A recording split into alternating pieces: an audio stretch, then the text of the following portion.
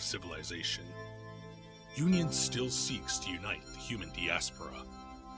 But now, an edict, long since forgotten, can be heard again, screamed from beyond the stars. Will humanity hear? Will we understand? For now, only one thing is certain. Our Lancers will respond when the Starcriers fly.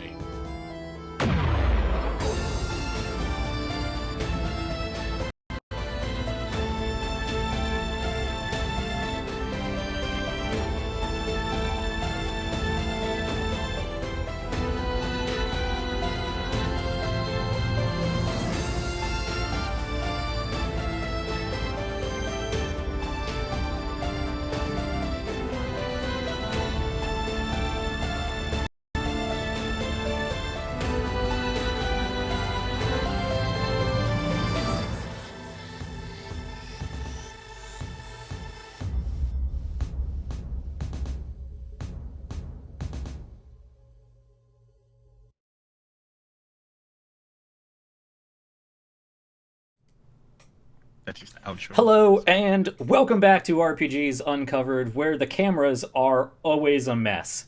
I'm going to fix that shortly while I am waiting for while I pass it over to my players to tell them about themselves, tell you about themselves. So bear with me, I'll get it fixed. Sorry about that. Anyway, welcome back to another episode of the Starcrier Conflict, our Lancer AP campaign series. We are on episode 5. We are still on the first mission. Our Lancers have thus far taken a Kool-Aid Man approach, and we'll see if that continues today. That's been the theme of our conversation up to this point. But more on that once we actually jump into our recap and get going. I try to keep these intros relatively short so we can get on with the game, and so we're not just blabbering on for 15 minutes, but let me first and foremost direct anybody watching down to the Mayhem meter, because I think it's the most important announcement. If you are here on Twitch, you can scroll down, head over to the About tab, and check out the Mayhem meter. That is the best way I can think of giving back to these amazing people here with me. Anything collected through the Mayhem meter, it's a donation link. Anything collected through the Mayhem meter gets split up evenly between all of us. It's the best way I can think of to ensure that I can pay these people for their time and their effort and all the wonderful creative gifts that they give me. And an added benefit for you folks, every $15 unlocks some sort of crazy mayhem, and I got some things planned. So you want to make it extra challenging or extra ridiculous or extra dangerous, help me help these folks. Anyway, if you would like to help out the channel directly, that goes towards production value stuff, things like paying for musicians and artists, mostly, because I'd really like to get more art for this show, and art is expensive. Musicians, artists, maybe one day I'll get an editor. Stuff like that. You can head over to our Ko-Fi page, where we not only take your money, but we give you some cool behind-the-scenes stuff for it, if you like that kind of stuff. We got after shows. I'm hoping we get to one at the end of this episode, but if not, definitely probably an extended one when we actually finish up mission 1, because I'm really excited to talk about some stuff. We got playlisting coming. I got GM notes coming. I'm going to drop all of my notes for this first mission once we are done with it on there. So that's the best way to get player side and GM side behind the scenes content if you're really interested about the inner workings of this show. And I think that's about it. Otherwise, come hang out with us on the social medias. I'm on pretty much all of them, mostly still on Twitter, kind of trying to get better with threads. And of course, we have our Discord, where I'm always glad to talk to people, always glad to listen to different theories about what's going on and answer questions. So come hang out. Let me throw it over to my awesome players now so that they can distract you with their voices while I fix these cameras. Take it away. Let me just slide down a little bit. Sorry. I'm trying to get you guys in order. Hi. I'm Sean. Okay.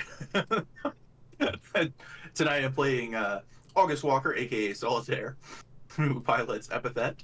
Yeah, I'm not sure if I'm on board with the whole Kool-Aid Man project that's going on around here, because it's not generally my thing, but I suppose we'll find out. Oh, hey. Look, I can sit up now. Yeah, you're fixed. Who is it? Oh, I think that's me. Hey, howdy, hi. That's Haley. I'm Haley. Look at that. But yes, tonight I am playing Siobhan Shiv, aka Bite. And I am also, I mean, I'm pretty on the fence about Kool-Aid Man. I'm pretty a big fan. I sent a Kool-Aid Man gif in the Discord, and I got really excited about it, but I need to play true to my character, who would believe that it's better to talk things out. To an extent, you know? To an extent. These guys are bad. Anyways, oh, look at that. It's crazy watching this happen live. Anyway, bye. Yeah. Sorry. I know. Put that away, Lion. That's me next. Hi, I'm Q. Tonight I'm playing Logan Uhura, call sign Desperado, who is not about the Kool-Aid Man thing because his mech would probably fall apart. That's true. You would die. So, right, and we don't want to die. This is just the first mission, you know what I'm saying? So anyway, that's me. Excellent. Hi, I'm Andrew. I am playing Intermission, pilot of the Blade 2. I'm in favor of the Kool-Aid Man approach, actually. We'll just see what I mean, happens. it's a very Athens sort of thing, I think. Yeah, feels correct. There we go. You're muted. You're muted. No. Here we go. There we go. I That's got what- it. Sorry about that. I wish I had a Hey. mute button for Tavik. Jeez. Yeah, it's hard to hear the truth all the time. I know.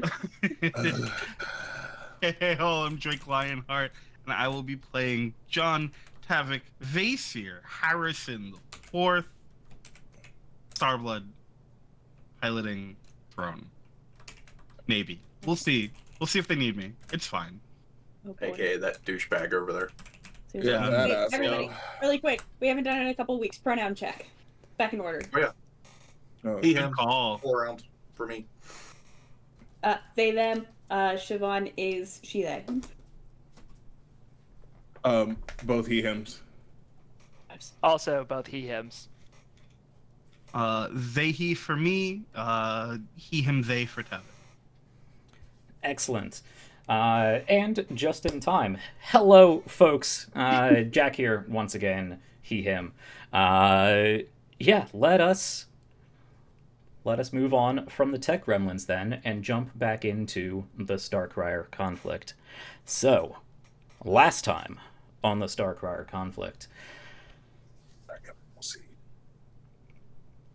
we had our new Lancers coming in from their orbital descent, breaking past the anti-air cannons and the electronic warfare suites of the surrounding area, and coming in, landing just within fighting range of basically what you see on screen here, the main administrative complex for the Drespel 1 tantalum mining operation. WAC, which is Wellica, Ash, and Croxby. This is a planet, really just a small mining outpost that was attacked and occupied by a pirate force, privateer micro corporation force about 7 years ago. But because space is big, and for the most part we are still limited by the speed of light, it took about 7 years for, rescue to come. And so our Lancers are here, trying to, primarily stop what is happening here, arrest or eliminate the head of this operation, who is believed to be Commander Commodore Riley, and, of course, secondarily, but pretty much just as important, rescue the civilians who are, now presumably hostages and forced laborers. After a number of combats, they made it to the facility. They completely wrecked the defenses here, took out all of the turrets, took out presumably all of the at least nearby mechs that they had on site, and even blew in one of the large wall doors. And we find ourselves now with the group still in their mechs, gathered around one of the main entrances to this installation, this headquarters. And it was Blacksmith who was trying to have a conversation with at least one, maybe a couple still on the fence, members of this squad of heavily armed and armored foot soldiers, basically, who came out after there was a very brief conversation on open comms with Commodore Riley. They were invited inside to have a conversation, and basically our Lancers just told him to shove it. And so there was an explosion off in the distance. Ominous, whatever that may be, surely can't be a good thing. And then these new squads, one to the north and one to the south down here, that was deployed as further deterrence. They quickly and quite expertly perceived that these did not seem like your well-trained soldiers. And not even well-trained pirates, you would say. They seemed twitchy and nervous and scared, even. And so, Blacksmith attempted a conversation with one of them. Just barely broaching the topic before another trigger-happy member of this squad got frightened, got spooked by Desperado, who quickly approached in his mech and blew off the head of the one who was presumably the most keen on having a conversation. Now that is where we are going to pick up today. First order of business, however, Q, I'm going to refund you 2 HP, because these guys are, it's a squad, and really only about half the squad was attacking you. So I'm giving you half the damage instead. So you can refund yourself 2 HP. But mechanics out of the way, recap out of the way. To set the scene, our camera will zoom in from orbit once again. We see drifting debris of the defense installation. As we zoom down across the clouds, we see still a number of black smoke columns rising from bombed out defensive installations. And we can see in the distance there does still seem to be some very limited ground fighting and some very limited air fighting. There are still support teams that are trying to maintain their distraction and their wide dispersal of damage to distract from this squad. And we pan over, of course, to this facility, probably through that blasted open defense door, and over to what we see here. We slide past the large blue mech of... I'll get these down eventually. Solitaire's mech. What do you call it? Epithet. Past the large blue mech of Epithet. Over past Desperado's yet unnamed mech. To focus on this moment in time where we are hung at this present moment of Blacksmith standing atop Blade 2, just about to have a conversation with one of the soldiers. And I think we just see the red mist as our camera refocuses to Blacksmith's expression. Because again, 90s television. Let's pick up right there. And I'm not going to immediately drop us into combat, not that we roll initiative or anything in this game. But it's not yet beyond the point of no return of whether this is a narrative or combat thing. Now, I will say, you can clearly see that at least half of this squad up here is quite well agitated, pointing guns, and most of them having just fired on Desperado, though there does seem to be at least one clear sort of agitator who has taken the lead. The other half of the squad, minus the one guy who is crumpled to the ground, is looking back and forth between their buddies who have turned and fired on Desperado, and over to the other side to Blacksmith, and to Bite, who is just next to him. Speaking of knowing that he is currently exposed and not quite in his mech, Bite's going to step in front of Blade 2. Okay. And kind of just blockade that. All right. Hold up. Hold the phone. There was the chance to talk. Let me ask. because Blacksmith actually got out of his mech to communicate. I'll remind you, last time there was an attempt at communication. I believe the one of the members of the squad, the one who was going to talk, made that sort of same like no comms situation. Whether or not they could hear and just not speak, you're not sure. But of course, you don't have their personal comm frequency. If you want to talk to them through comms, it would basically be open comms, broadcasting to anyone who wants to listen in. Or you can get out and, well, be just as exposed as Blacksmith. Is there a way to call back the guy that Sure, he yeah. was talking to before? Yeah, you can give the Commodore a ring. Yeah, I will. So I'll do that, kind of situate myself to protect my bud, and then I'm gonna call Commodore. Do you like put a big mech hand out trying to get these guys to calm Hands down? up. All kind right. of like chill out. While And this as- is happening, and- yeah. I was gonna say because I was having the same thought, honestly, as Shiv, in that I was going to basically jump in front of Desperado and activate my personal shield between myself and this group of guys. All right.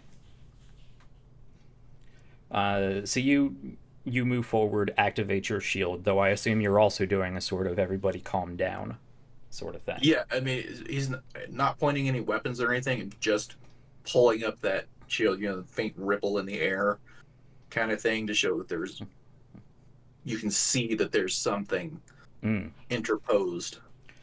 So you and Desperado can see that this group of about 5 or 6 or so people still have their weapons drawn and pointed, now pretty much at you. They do look around to each other. They look around to each other, they look back at the other half of the group who isn't firing. They look back at you. You can see they're twitching, they're shaking. They look around to each other, they look back at the building, they kind of try to dip their head. You can see the wall here is almost floor to ceiling of just glass windows, so it looks like they're trying to look in and see something. But at least for now, everybody's, I don't want to say calm, but not attacking. Okay. Bite. I'd like to stabilize. Yes. Yeah, go ahead and mark that repair, and you can stabilize. Bite, I might also recommend the same because your health bar looks very low. Yeah. You're not wrong.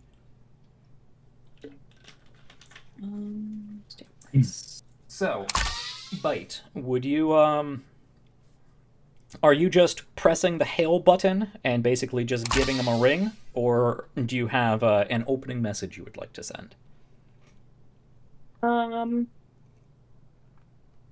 Yeah, I'll open with okay. I muzzled the guard dog for now.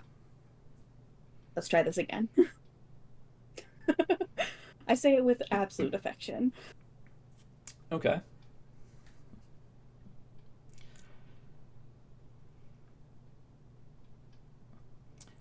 As you are calling, you basically get the call back ringing symbol is this this very like eagle insignia, very Roman-esque eagle insignia, over top like a streaking comet, almost Final Fantasy VII style. Oh, vibes. Okay. And that seems to be the logo they are going with.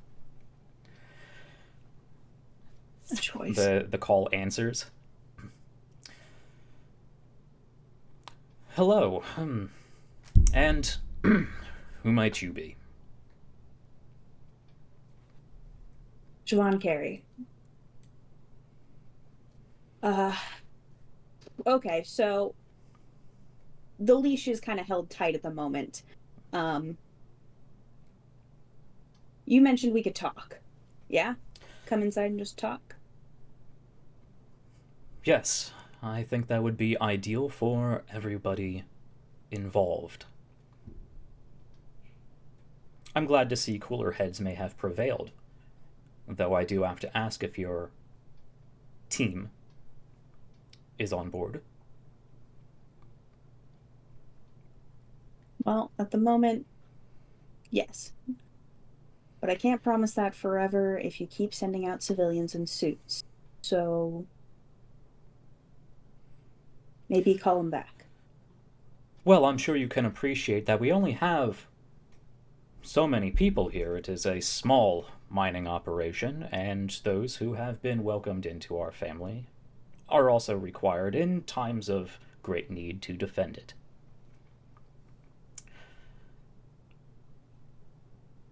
Ooh. Very well. However, if you would like to come in and have a conversation, the terms still stand. Park those machines of yours and come out unarmed, and we can have a talk like civilized people. Because I do hope to impress upon you that you are in a civilized place.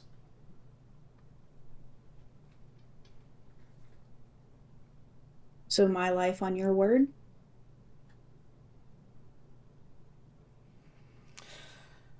I understand you have no reason to trust my word.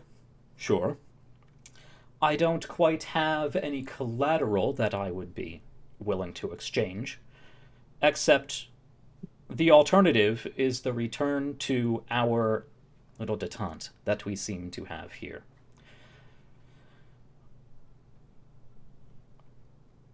You can keep fighting, but there are 4 of you. If this comes down to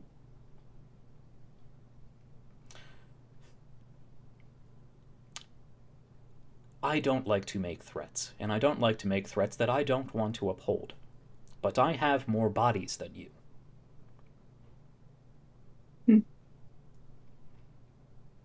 And I would prefer to keep all of them intact and alive.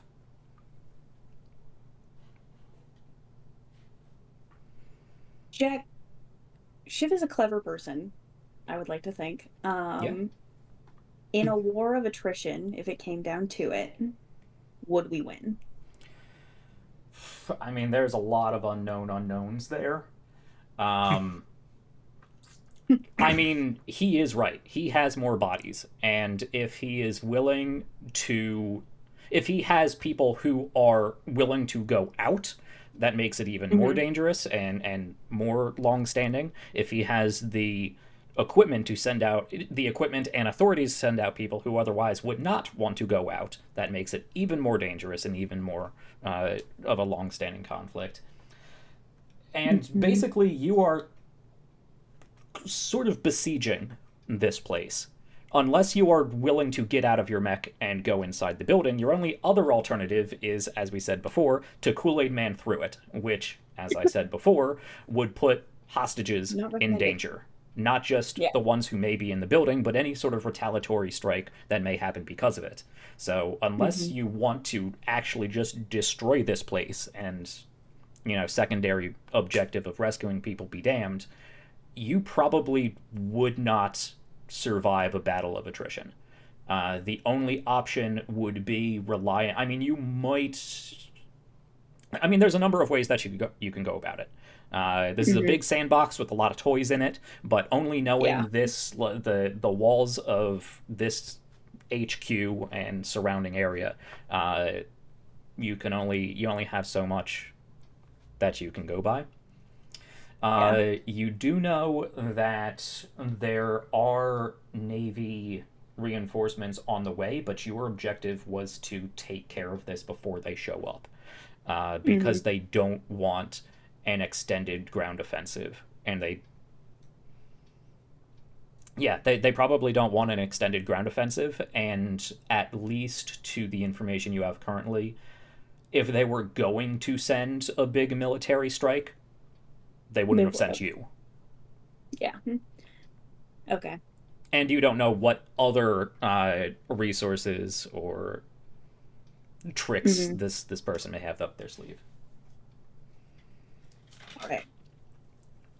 Answers that question. I feel like we see a moment in Siobhan's head of them like trailing down different paths of like the outcomes that are possible, and then kind of go, none of those look particularly good. Like theoretically we could win, none of them look good. The question now that I have for my team is, would it be better if we all went in and tried to have this conversation, or do we want to leave people behind and maybe talk to these civilians?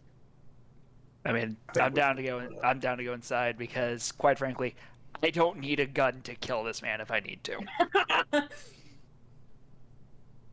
Okay. I feel like I'm not trying to be cocky. I'm being serious. Mm-hmm. I feel like we should split 2 and 2. Mm-hmm. Maybe have Blacksmith and Solitaire go in, while Bite and Desperado keep watch outside. And I only say me because even though I'm inside, I do have an NHP that can take control of my machine. Mm-hmm. If I can diplomat my way into not having to diplomat inside this building, I'm going to. I promise. Desperado, how do you feel about talking? I mean, I don't know if splitting us up right this second is a good idea. Especially because we're pretty much in the belly of the beast. But I also understand wanting to make sure that we keep an eye out on the outside. Can your NHP observe? Uh-huh. Okay. Then maybe we just have them stay sentinel. And if things go sideways, then we can head back. If it means we have to shoot our way out, then that's what it happens. Just, go for kneecaps. Cool. I think that's our best plan so far. Mm-hmm. All right. That way we stick together. Exactly. I'm saying that after years of experience with these people, Shiv is knowing what the group would prefer. Mm-hmm. Cool. So there's a lot of pathways, there's a lot of rapid flashing of imagery in Siobhan's head, and then they kind of like snap back too. All right, well, let's hope that your word is not as bad as your ground to air defense. We're coming in. Very good. I'll send the appropriate escort.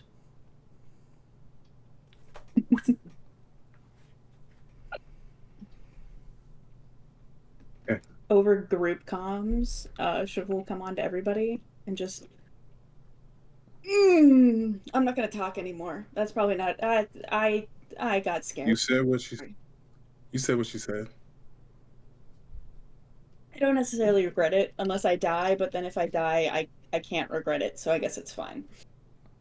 All right, so let me get this straight. We're going in, no weapons? Yep. Did he say no weapons? Yeah, that was one of the terms. Mm-hmm.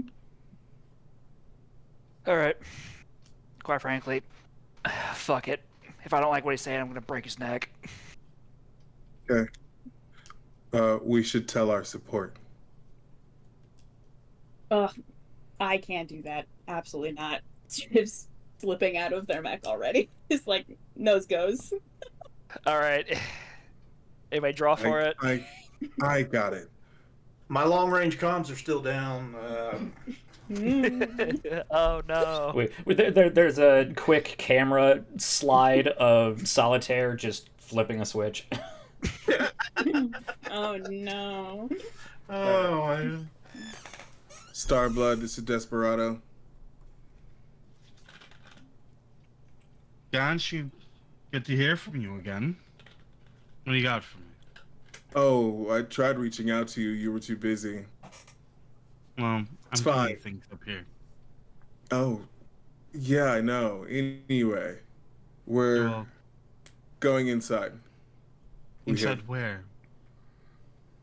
the main headquarters.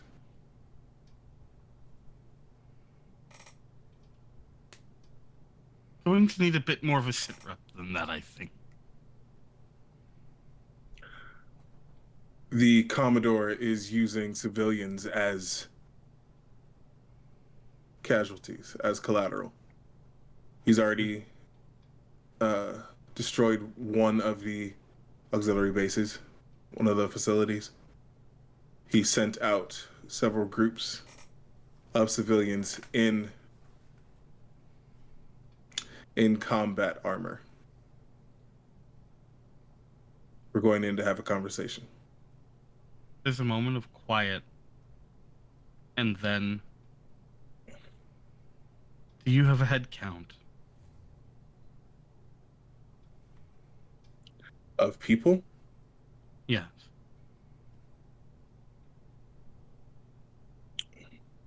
There's at least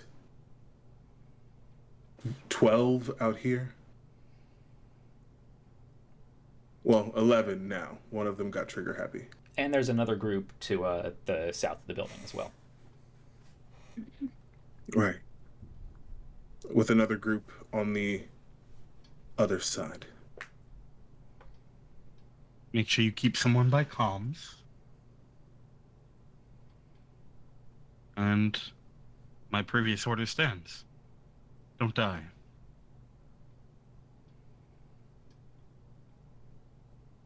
Copy. Starblood out.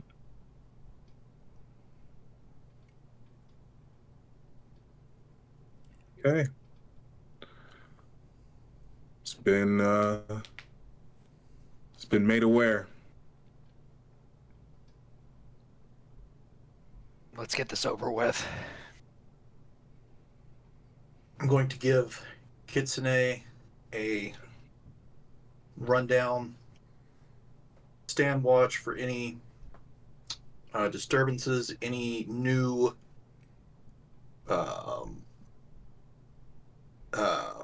God, what's the word? Now my brain is totally fogged for a second there. Anybody new showing up, basically, whether it's machine, people, whatever, report back immediately in the case that somebody shows up, or if there is any aggressive moves made towards any of the machines, or it appears there's somebody trying to come in. Do not fire unless I say so. Just to clarify very quickly, there was no mention of it being weapons free, right? You didn't mention that, did you? They did. Sure didn't. No. Ooh. No, I did not. Yes, Desperado did not mention that. Oh, Desperado did not. Oh, Yeah. I didn't say Okay. a goddamn word. Just making sure. Okay, proceed. Sorry about that. We're gonna get ripped a new one if we live. Affirmative. Solitaire. Parameters established. fucking hell. Is there any way I can hide a knife on my person? Vibes. Yeah. Yeah. Sweet. Let's because this is narrative play, let's go a little. Let's see.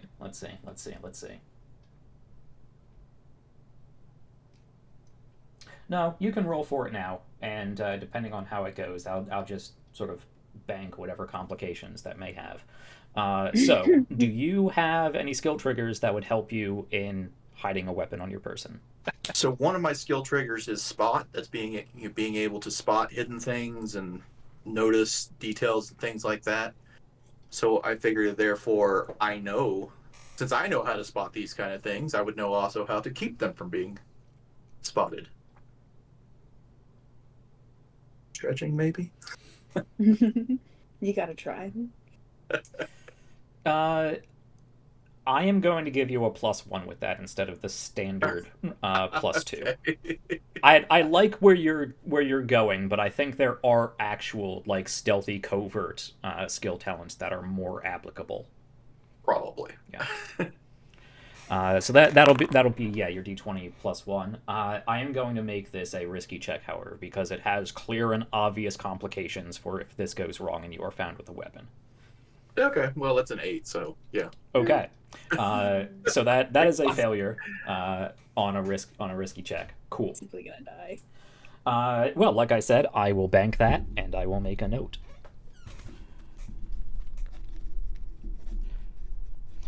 Okay. So just to clarify, it is Blacksmith and Solitaire who are getting out of their mechs. I think all 4 of us are going. No, the whole squad's Yeah. going. Yeah, whole squad's going, and then the Kitsune is doing Overwatch for us. Oh, I thought you were splitting 2 and 2. That was the original No, plan, no, but then we changed no. our mind. Okay. We panicked. Yeah, no, I suggested. This is also after the Mm-hmm. comment from Starblood about making sure someone's by the radio. Right. So let me, Yeah. like I said, Well, I don't really want to try to push you one way or the other. But just to reiterate, I am not the kind of DM who is going to penalize or punish splitting the party. In fact, I'm just the opposite. I encourage splitting the party. And I will also remind you that splitting into teams is very much a 90s, 2000s sci-fi trope. Mm-hmm.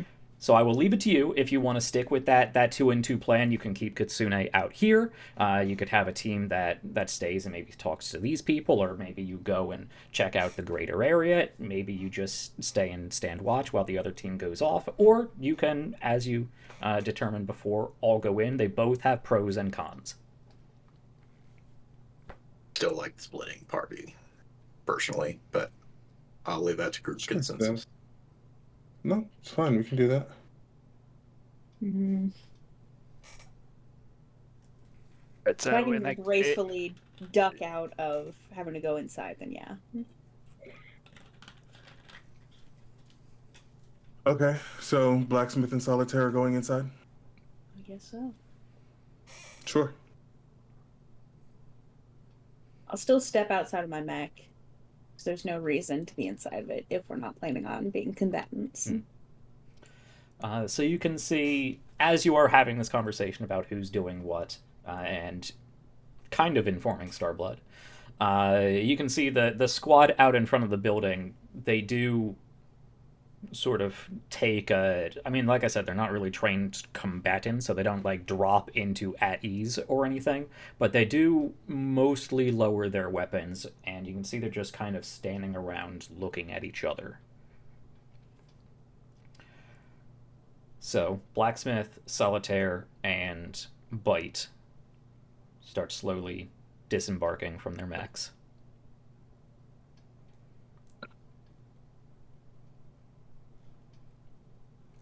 What would you like to do? I will stay in mine for now. All right.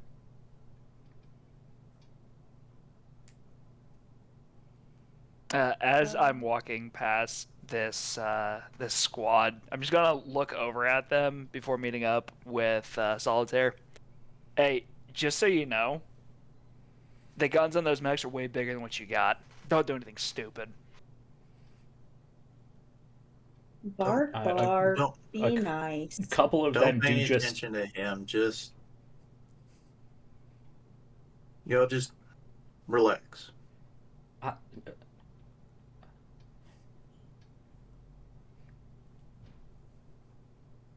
Does anybody got like a deck of cards? If this goes right, it could be a while. Some of them look up to you, look back to each other.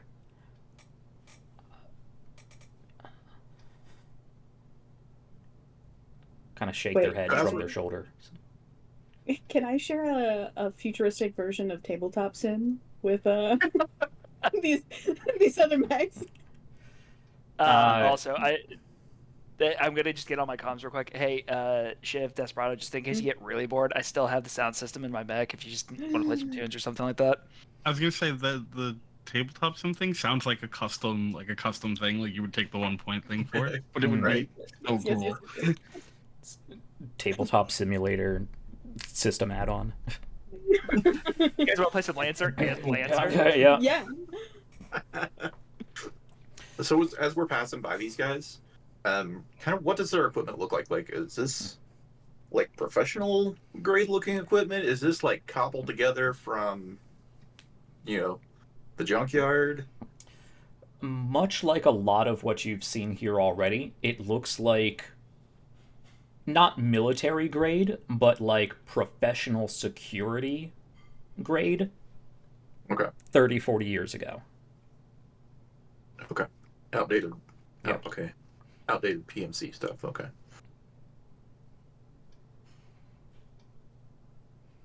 And you have a skill trigger and spot, right? I do. That's yes. what we just said. Yeah.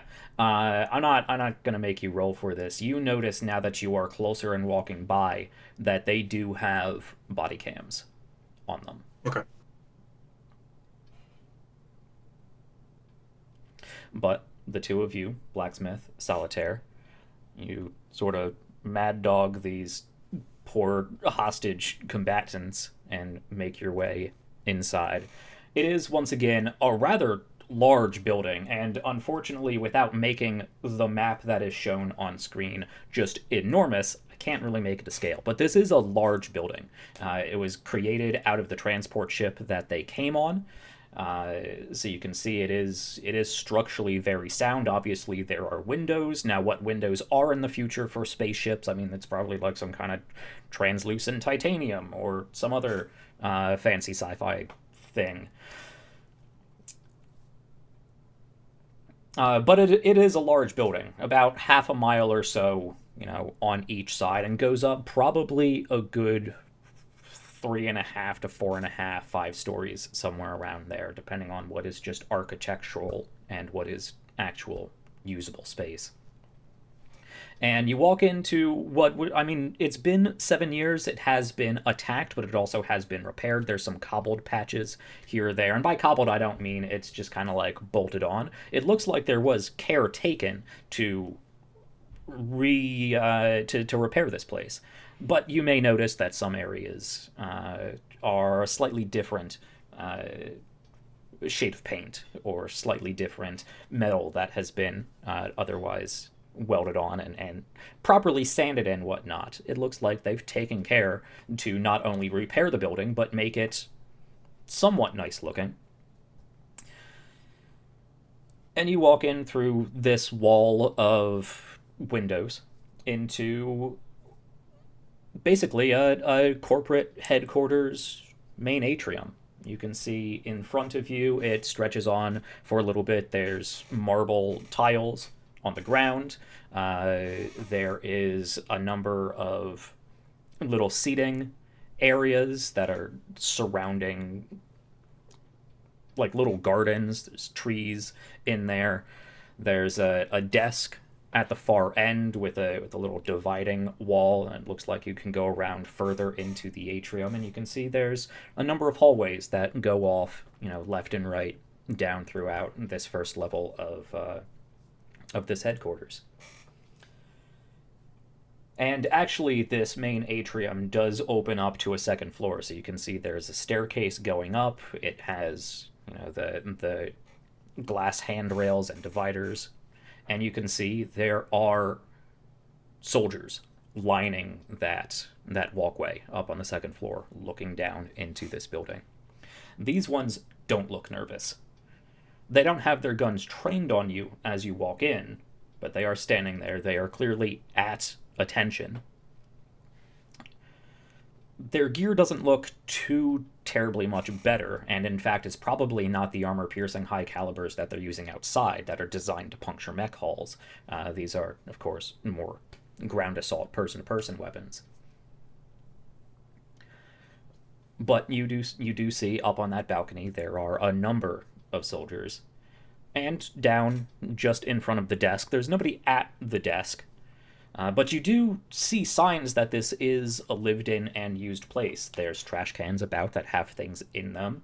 You can see over to one side there is actually a sci-fi version of a mop and bucket over there. Probably some sort of like sonic scrubber device or whatever it may be. And in front of the what would be the reception desk, basically, is a team of 4 individuals. These look much more like private security. They are in suits, probably armored suits, but they're not tactical vests. They don't have helmets. They are in suits. They don't have any weapons clearly drawn. They are on the large side. Very private security like. They stand there with their arms folded in front of them at their waist, just sort of clasp at the wrist. One of them waves their hand and sort of motions you over. I'm gonna take my helmet off and kind of sling it under my arm, just kind of give him just a really big smile. Yeah, got a telegram that we're here to see your boss. Actually, supposed to sing him a song or something like that. Cute. Oh, you're not too bad looking yourself. Appreciated. Now, do we need to, You're not going to make this difficult. We don't need to pat you down and lead you with weapons. I'm more concerned about the people outside that you sent out to basically die. So, your boss said no weapons? We got no weapons. Let's make this We're here to simple. talk. Very good. Well then, this way. He and one of the others branches off and walks ahead. The other 2 wait for you to follow and will pretty much lead you front and back further into the facility. You do see in a column just by that reception desk and dividing wall, there is a map of the facility. It looks like there are places that have kind of been, and actually after this point, 7 years, it doesn't look like, it's probably Solitaire who picks up on this, probably more than Blacksmith. It doesn't match exactly the original layout vague layout that you had on file that you saw on the ship. Even that was just basic, like, architectural plans without any mention of what may be inside or how that space was used, because outdated information. But you can see here that there is a map of the facility. It does have 3 floors. The bottom one is mostly offices and other sort of non-residential community spaces. Things like some businesses were there, different services that may be provided, and of course most of the offices for visitors who would presumably come and do business at what was originally the WAC Mining Corporation. So that is the ground floor. You can also see that there is a division set off for a little hospital.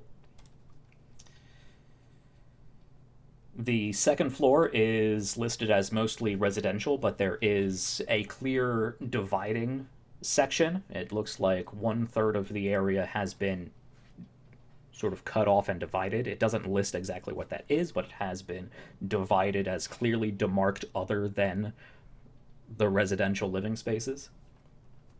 And then the third floor, because once again this is sort of like a ziggurat type building, is much smaller, and that houses the primary operations and administrative centers for this facility. And it does list it doesn't have a layout or really represent it on the map, but it does list a basement for warehouses and industrial fabrication. Not that you have too much time to study this, but you can see that this place has, and I will say this sign, the sign doesn't show any wear and tear from battle. In fact, now that you think about it, you look around, there's no bullets in walls, there's no cracked tiles. Again, it's been 7 years, and they've clearly taken the time to repair this place, and even refine this place. There's no muddy footprints tracked in here, which is surprising given the dust and mud outside. There's no graffiti on the walls that you might expect from a pirate group. There's no battle damage that hasn't been repaired. But the two of you are led further inside, and I will leave it to you if you have any further conversation with your escort. But before we get to that, is there anything the other two, Bite and Desperado, would like to do outside?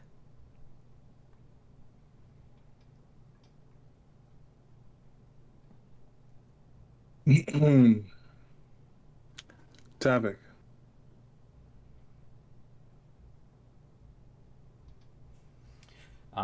If I could T-pause real quick, Tavik, using your actual name on Operation would probably piss you off. Yeah, You are that is why Starblood there was on Operation. Yeah. There is. Okay. Yeah, there was. I realize I should clarify this and not just make it seem like I didn't realize that I'm muted. There is no response whatsoever. I realized afterwards as well. Starblood. Yes, Desperado. Were you made aware that that this group has some Harrison armory? I believe it was mentioned earlier when we were scanning back when we still had the capabilities to do so, yes. Yeah. Good. It's outdated, but it is still ever present. Just was I able to see what era or how long ago, give or take, given the way that time is woogie here? Of something in particular? Are you talking about the soldiers' gear, or the mechs, or the gear, the mechs, all that? Okay, I will say it's not entirely old Harrison gear, but you do notice that there is a distinct presence of old Harrison gear. But again, yeah, it looks very non-military, but mid to high-end private security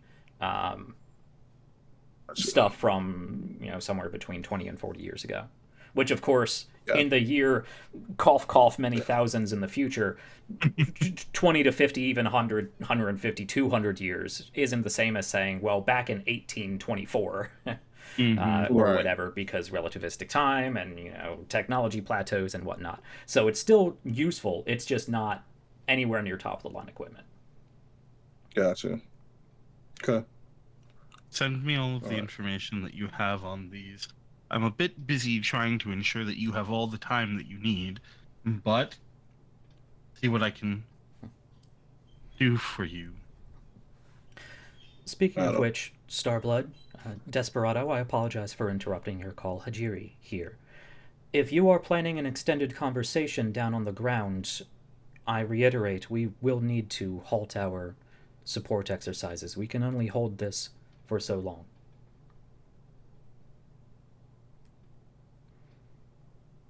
I don't know how long it's going to take, so if you all need to... Jerry, quick estimation. How long do you think the rest of you can hold for?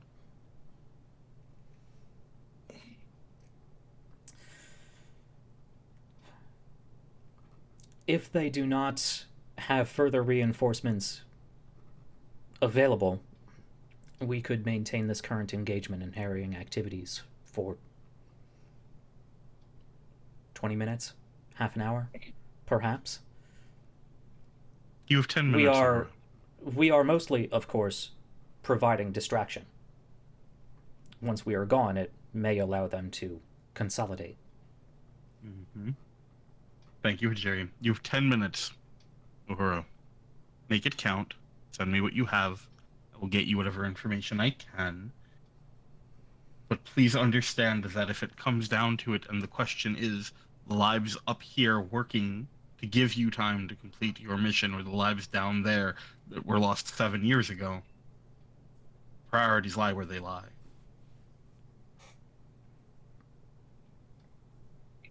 There's no response.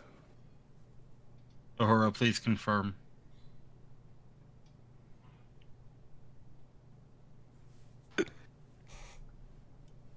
It's your There's clock. no ticking. response. It's your clock ticking. So glad I'm not there. So glad I'm not on comms. Shiv is 100% still trying to get people in on like a poker game. Completely God. oblivious to comms at the moment. Mhm. What does that look like? Okay. Oh, unless there's more Right. from Desperado. Oh, is there? Do we have a group comms? Yeah. Cool. Then to the group comms. We have 10 minutes, and our support's backing out.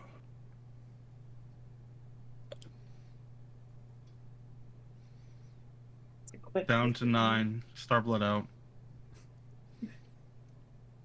All right. We'll pause the timer in the corner for a second and rewind a little bit to see what Bite has been doing to try to de-escalate the situation. Genuinely, I believe it's not that Bite is irreverent, but they're definitely irreverent of the situation in general. And they are genuinely sending like invitations to their mechs. Maybe we don't know They don't how have they're mechs. doing These that. are individuals on the ground. They're individual. Perfect, even better. So then Shiv's out on the ground and just found cards. Anybody in? You can see a few of them take a step forward before stopping and looking around. They're all looking around, talking at each other. None of them are saying anything. And again, they're not like full body super soldier Halo Master Chief outfits here. These are like Starship Troopers, minorly sci-fi'd up, open faced helmets and flak jackets mostly. They look around. They're not saying anything to each other. A few of them just shake their head at the ones who are sort of, I guess, looking for permission or insight or advice. Some of them are shaking their heads at you. Some of them are looking back into the building. Look, it's a weird situation, but what else are you gonna do? Stand here and stare at me? I can do magic tricks. Would you rather I do magic tricks? And I do think as a part of like a nervous tick of Siobhan just having the need to do something with her hands at all times is capable of doing little sleight of hand things. You can either suffer through my attempt at a magic show. So one of the ones who stepped up with the original guy, who I'd remind you, whose headless corpse is on the ground. Oh right yeah, now. we're ignoring that. We aren't acknowledging that at all. One of the ones who stepped forward with him, who was originally going to talk with Blacksmith, sort of. I know. When I referenced body cams before, I sort of did the the cop at the chest sort of thing. But I think he's actually going to reach up and make to look like he is adjusting his helmet, but with his pinky, he's going to tap just above where you can see there's this little like sensor package. It's just gonna Interesting. just sort of look around. Okay, with that information in mind, what do I do? Okay.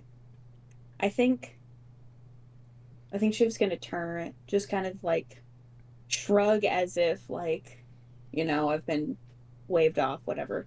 It's gonna turn and now over comms to Desperado. We gotta, because you're still in your mech, correct? Yep.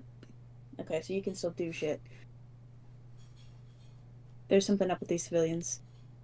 They're being watched from their own helmets. Okay. All right. I mean, I can try and scramble, but whoever's watching. They would know. Is there any way to loop footage, do you think? I mean, you're the techie one. I know. Okay. Gotta do something. there has to be a way to communicate with them that whoever's behind the camera can't figure out. Okay. Okay. I think she's gonna go back to their mech. Just be like, Alright. cool, I've been shoved aside, whatever. They're giving up and playing it being bored. I think we'll swap just to so that not both of us are in.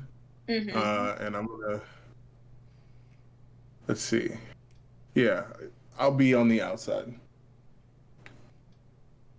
All right. That seems like the best move. I have if a you would- terrible track record. If you would like time to think about what you would like to do, we could jump to the other group.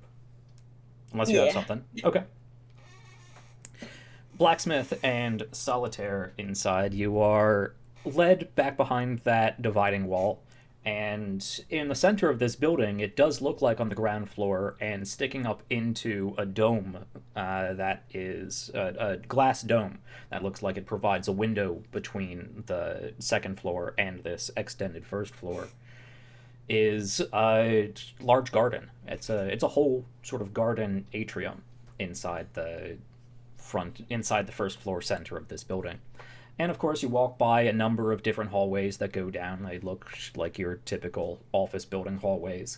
There are a few, like, side office, full floor to ceiling, glass wall sort of corner offices for whoever may have been in charge, the floor managers or whatnot, so that their offices were looking out over the atrium for people who may have come in to do business, or for workers to come in and have meetings with these important people, whoever they may be.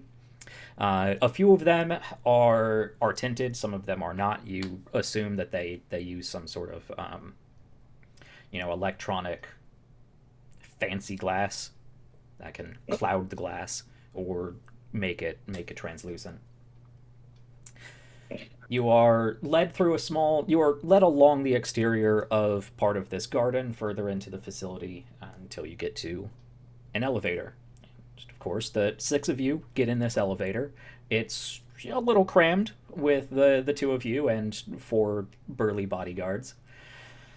But you ride up. It does still have that very typical corporate elevator music.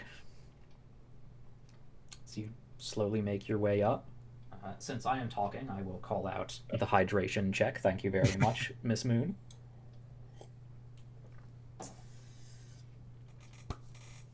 There's no conversation unless you would like there to be.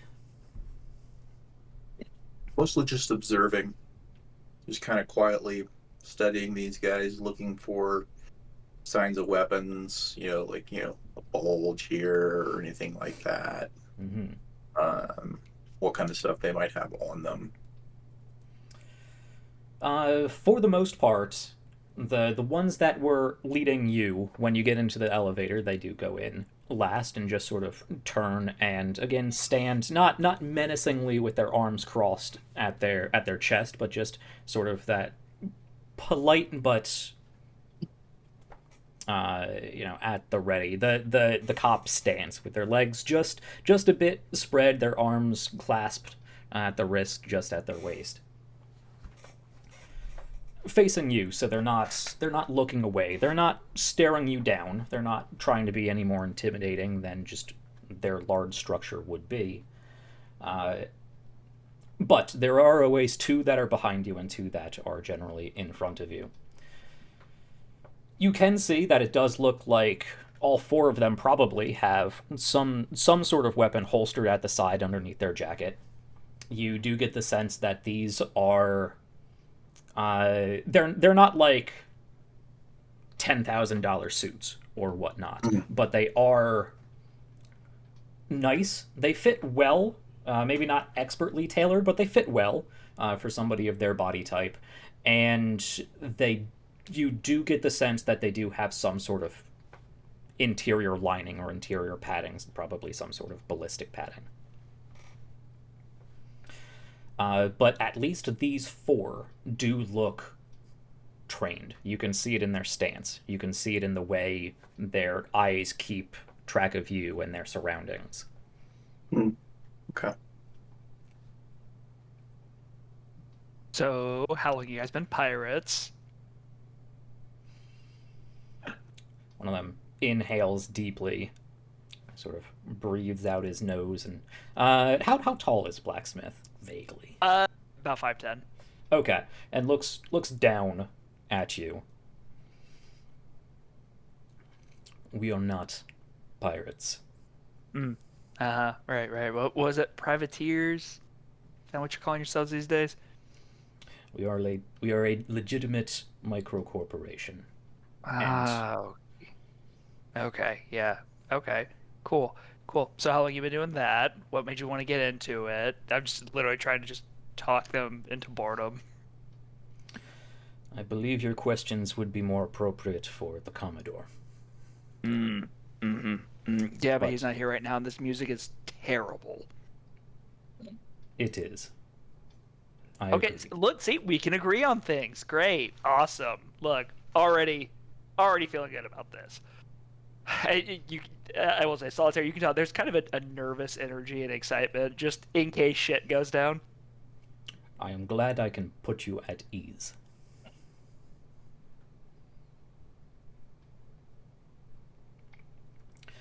God. Do you have like the world's or the universe's slowest elevator or something? Like, Jesus Christ. Ding! To move the story along. You do go up to the 3rd floor. The elevator opens up this way. Leads you not far down the hallway. These look like Mass Effect elevator, exactly. These again look like your typical like higher level office building hallway. With actually nice doors, and some of them are glass walls, others are not. You can see there's a carpet down the stretch of it. You can see there's little potted plants here or there. It's well lit. You head down, turn a corner. You do see a sign for main operations that is pointing down a different way from where you are going. They turn you down in the opposite direction and lead you to what looks like, a long wall of glass that opens up into a conference room, or that you can see opens up into a conference room. There's this large sort of stretched octagon table in there, very sci-fi corporate. It has a little hollow projector in the center. Isn't doing anything at the moment, but you guys are from this era. You recognize it as a hollow projector. Very nice black leather seats. Different wall panels up that can display things, though currently they do not. And inside, sitting at one end, you see the individual that you originally saw on the communications message, Commodore Newton Riley, who is as described before in a sort of militaristic cut, military uniform cut get-up, though it doesn't wear the insignia of a military group you are familiar with. It doesn't have the color of the Harrison Armory legions, but it does evoke that in form. Though he does seem to have some regalia and awards and whatnot. Who they came from and under what authority, you're not entirely sure. But he at least projects the air of somebody who has very well-decorated experience in military matters. And you can see that in the way he stands. He's not sat in the chair, he stands behind the chair. Again, that sort of legs just spread a little, arms crossed at the waist. He's clean shaven. He has this slicked back black military cut hair that's a little salt and peppered on the sides. He does watch you through the glass as you approach, and even motions a hand up and welcomes you all inside. Behind him, you see another 4 of these private security guard type people. The ones who lead you move on ahead, and both of them open up the large glass double doors and motion you inside. Welcome to the Hawkwood Company installation here on Drespel 1. I am Commodore Newton Riley, currently in command of this facility and this operation. I welcome you to have a conversation. Please sit down and please introduce yourselves.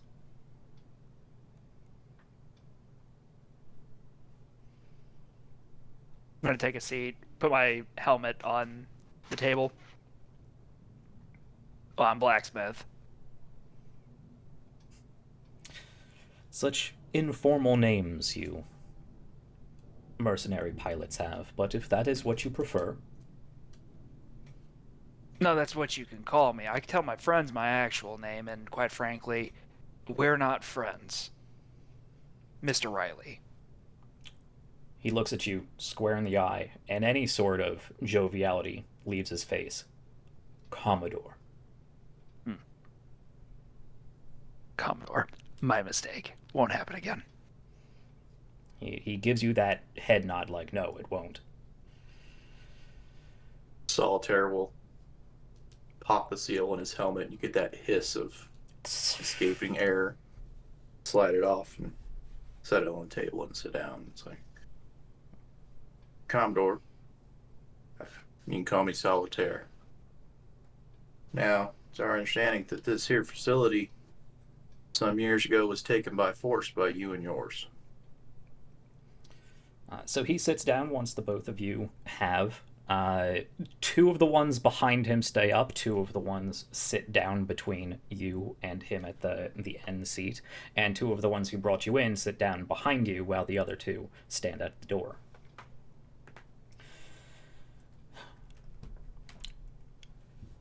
Yes, Blacksmith, Solitaire. This outpost was... I try to find the nicest possible way to put this, because I do understand it was a tad problematic. But yes, we replaced the management of this current mining facility.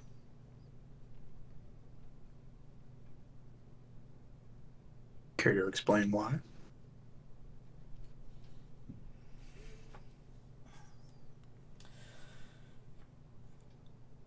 This leads me to why exactly I invited you in. As I said, I believe it was to you, Blacksmith. There is a number of unknowns that you are working with, and many of those unknowns are even unknown to you. I can assume that you have it instilled in you that this is some sort of marauding pirate force who has raided and occupied this facility. I would like to, hopefully, by the end of this meeting, dispel that. We are a legitimate corporation and company who saw resources that were underappreciated and underutilized. It was unfortunate that the facility had to be taken with the measures we were forced to use. But I will own that. Why was it that, you expect to negotiate with us? Why couldn't you have negotiated so well then?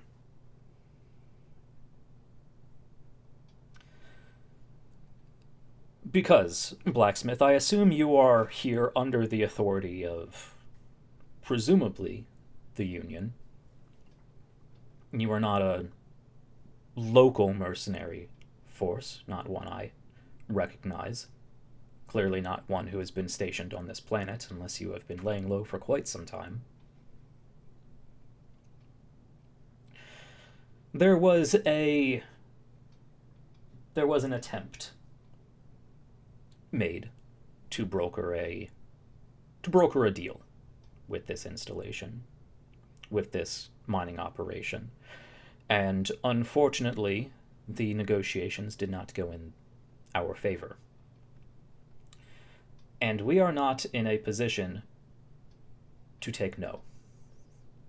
Unfortunately. In times of great stress, great deeds are required. So it's desperation sure. then.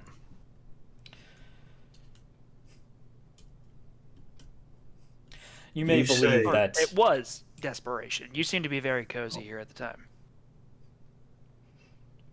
you may believe that desperation may goad some pride out of me, but the greatest acts come from desperation.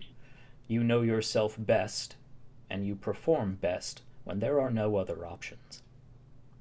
So yes, there is a threat out there who drove us to this. And that is what I would like to talk about. Unless you would That's like to good, stay hung because- up on the past.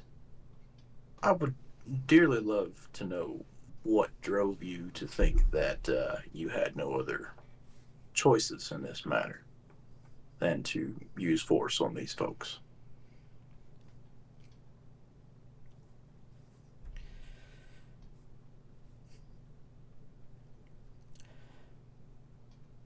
I know the Union likes to claim that they are out on the rim, their far stations and their observatories.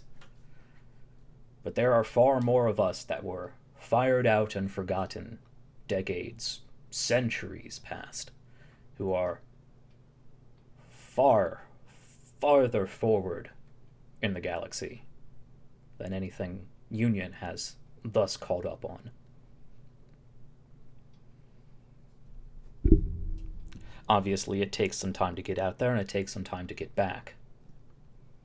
And for the most part, because of that time and that difficulty, those who go out that far don't come back. I have. There is something out there. Something, someone. I say like this is some strange cosmic monster, boogeyman. I don't know if it awfully is. vague. Well, I will admit there is not a lot of information. Whether this is some long forgotten branch of humanity like the Onyx, whether this is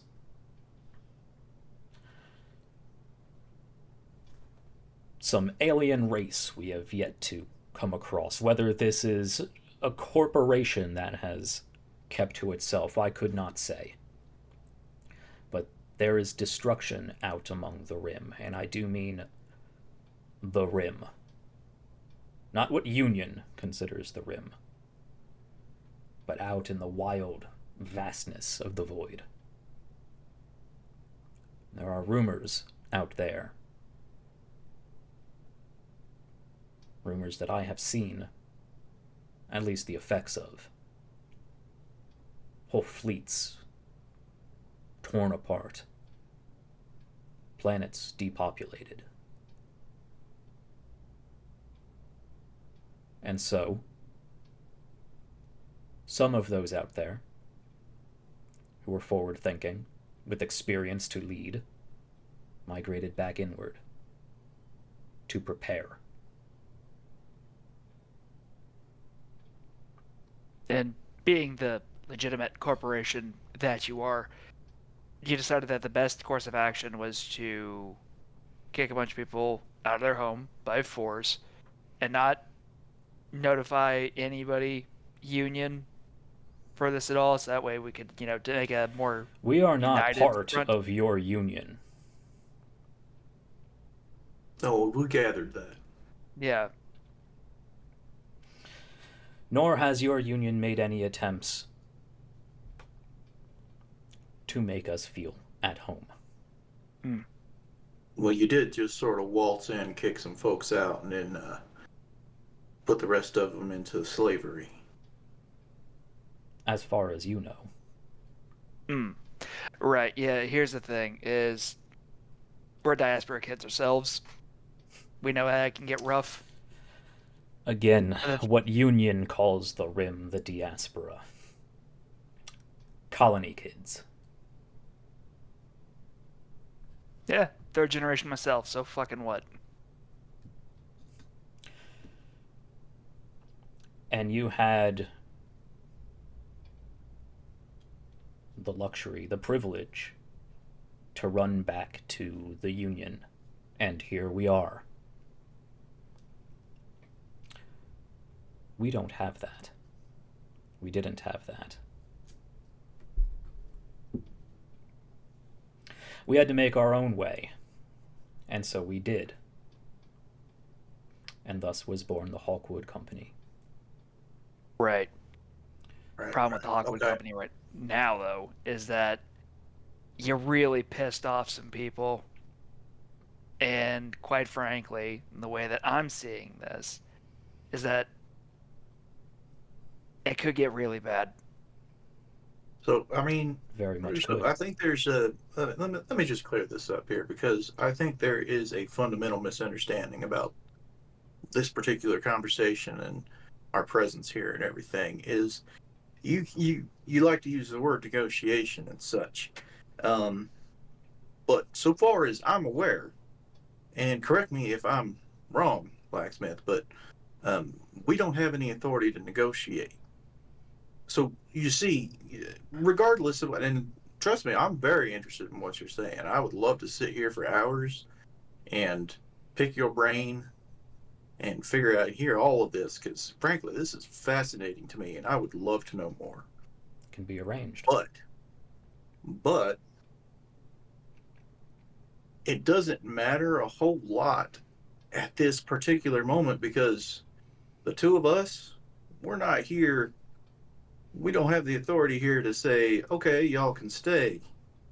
This is not a negotiation. We're here to let you know that either you stand down and you come back with us to explain this to other folks that are in a better position, or they turn this planet into glass and pick up what's left over.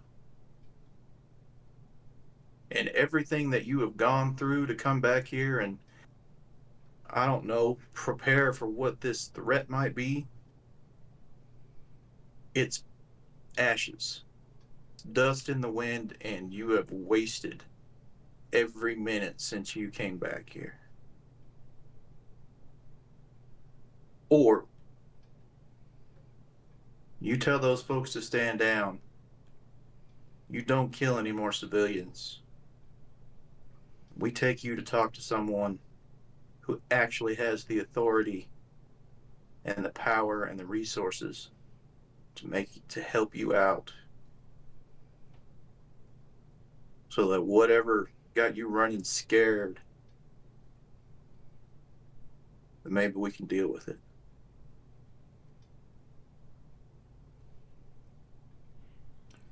He sits and listens to your little speech, keeps his eyes locked on you, mulls it over. I would like to ask if you have any skill triggers that would help you in what sounds like intimidation. He's not necessarily trying to be intimidating, more just It may fact. be, in your mind, But- factual, but it Yeah, is yeah. intimidation. Yeah. Not really. No, all my skill triggers are playing with machines and stuff. Yeah. So, I would like for you to, it's just a flat roll then. This is going to be, I will say, if you have a particular outcome for this that you would like to have, we can make this a roll. It will be a risky roll. Or if you would rather not roll and risk the mechanical consequences that may occur by failing or even succeeding a risky check, we can just continue to have this as role play.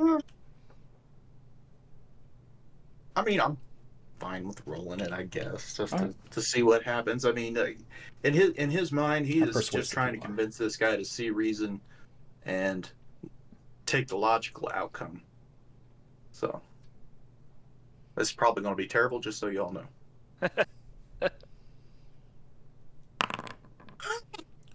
Love it.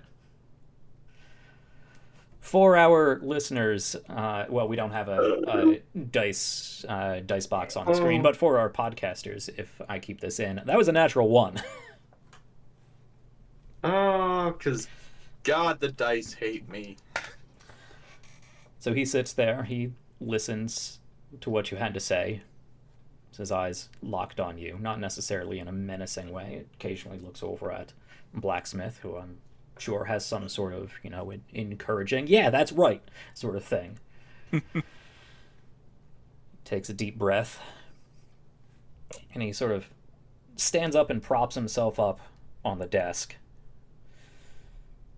And we're going to cut back to the other two. And it should also be mentioned I have a that question. we are definitely at that 10 minutes. I have a question actually. Yes. Assuming that Logan is sending that information, is there anything I could do to see if maybe I can offer any insight into potential ways to deal with it? Can you be more specific? Well, it was mentioned that there's a bunch of old Harrison tech. Havoc is in the unique position to have probably the most knowledge about Harrison tech out of anyone here. Most of it's before your time, but you've probably seen it, yeah. Would I be able to roll something or otherwise try and garner information from the things that he sends me about, or things I might know about those pieces of equipment or how to deal with them?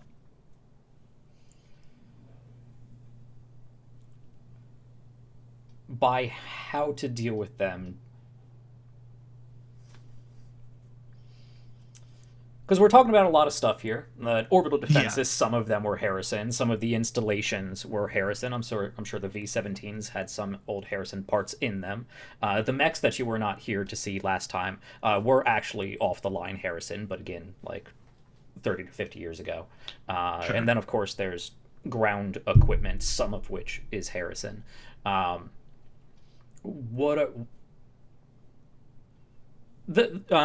way it is presented in the book, at least, is that when we are rolling, we start with what outcome you would like to see. Yes. Are you looking for a particular outcome, or are you just looking for like backstory, world building information about what these things are? I am looking for the best. I'm looking for a way that I could reliably provide them with information that will give them a better chance at getting out of here in one piece through whatever means I can with information about the technology that is part of what's being weaponized against them is. Whether it be weak points in the builds or whether it be a way to disrupt some of the ground equipment so that they don't have to deal with artillery or anything like that. Or even if there's a way to figure out what sort of like manufacturing kits they're using to keep these things functional within the facility so that we could cripple them in the long term even if we can't do it right now. Yeah. Do you have a skill trigger? Aside from just being Harrison.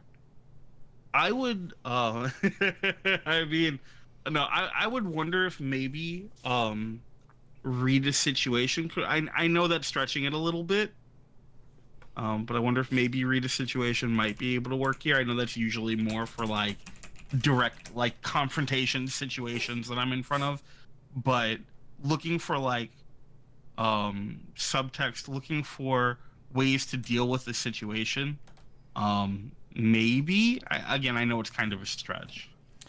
Control F is failing me. Do you have what Rita Look situation? for yeah, look for subtext, motive, or threats in a situation or person.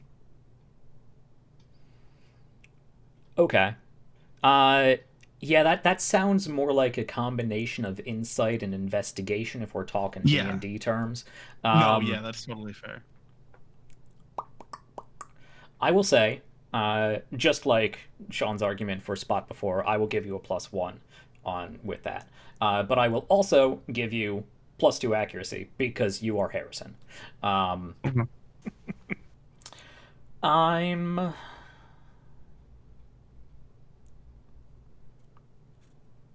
This is just going to be a regular check. So you got a good chance. D20 +1 plus 2d6.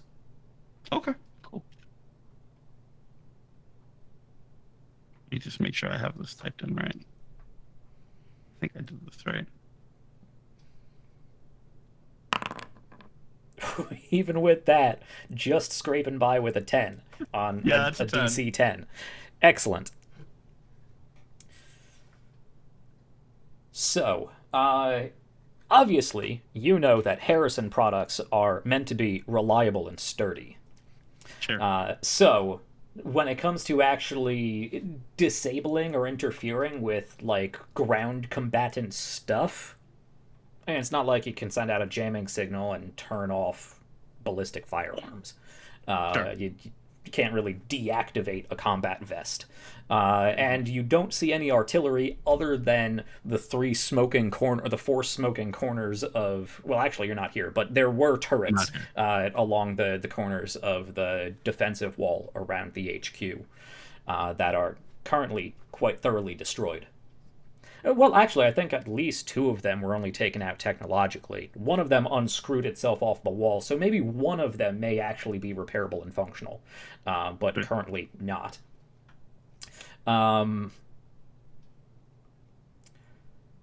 But let's see. As far as the mechs, you would identify them as an old line of legionary mechs. Just going off of the description and brief scans that Desperado would have been able to send you, since you weren't there to fight them. Pretty typical off the line, like, grunt soldier mechs. Grunt soldier, up in the echelon of actually being mobile cavalry. Sure. But, fairly basic, and again, a few decades out. As we saw them perform last week, they're not terribly impressive. They are only really a threat when they, line up as a legion.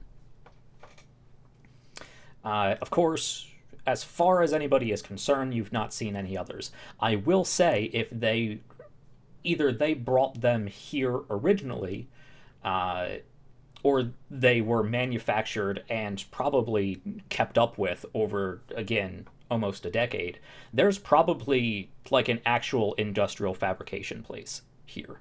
Of course, this is a mining colony. It could have just been tweaked from the industrial fabrication facilities that were on site to help create, the loader trucks and because everything on this planet was either brought with them in their ships or was built here on planet. So they obviously have facilities here on planet.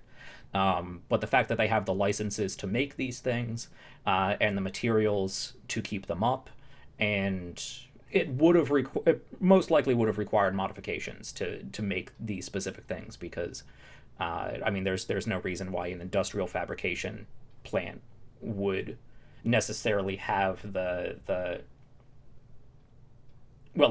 ability to create mass amounts of rifles or mech cockpits or whatever it may be. I feel like I'm rambling, so I will just ask, does that answer your question? Yeah. So just to make sure I'm understanding right. So it doesn't sound like there's anything that will immediately ensure that they are able to. The short answer is not especially. I will say, with that, you have enough information that you could pass along to Lich and or Bite that may help them crack communications.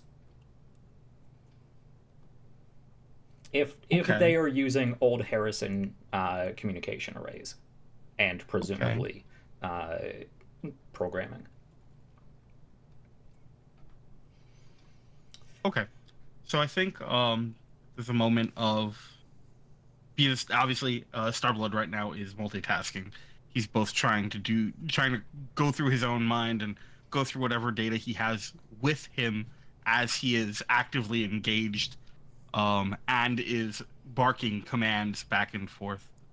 And then just about as he sort of like, you see Throne sort of like latch onto another larger like chassis and just sort of bury the giant sort of heavy sword that it carries on its back through its chest. And then as he sort of like pushes off of it, you see a screen pop up on the inside, and he goes, "Lynch, Yes, Starblood. come in. How are things going on your end?"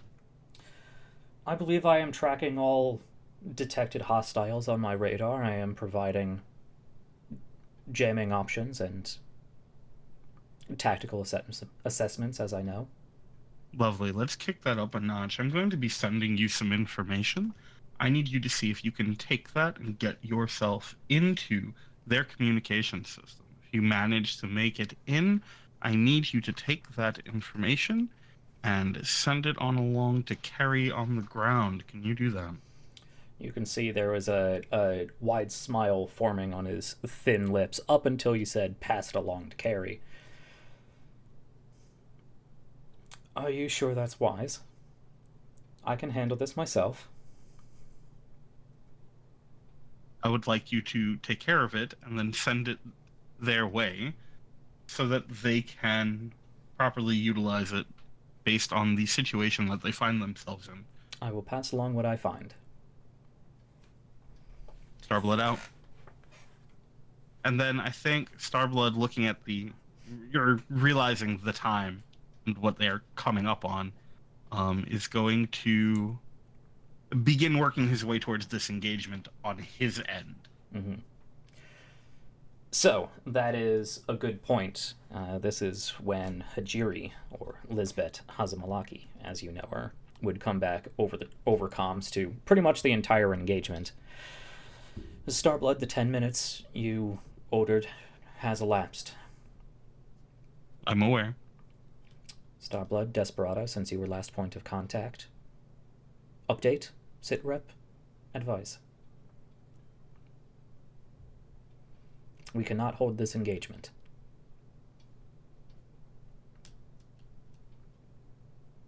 Uhura?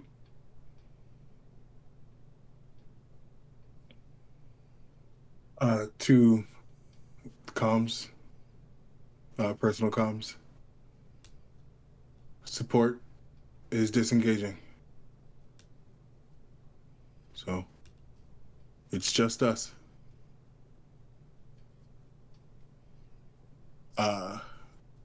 Back to our support team. Understood? Falling back What's to the rally situ- point. Hold Uhura sit rep now. Would you say Ahura? Yes. Okay. He's been doing it the whole time. Yep. The whole Just time. clarifying. Yep. Yep, the whole time. Such an asshole. My team is still inside. No updates? If I had one, I would have given one to you. You are disengaging. Understood.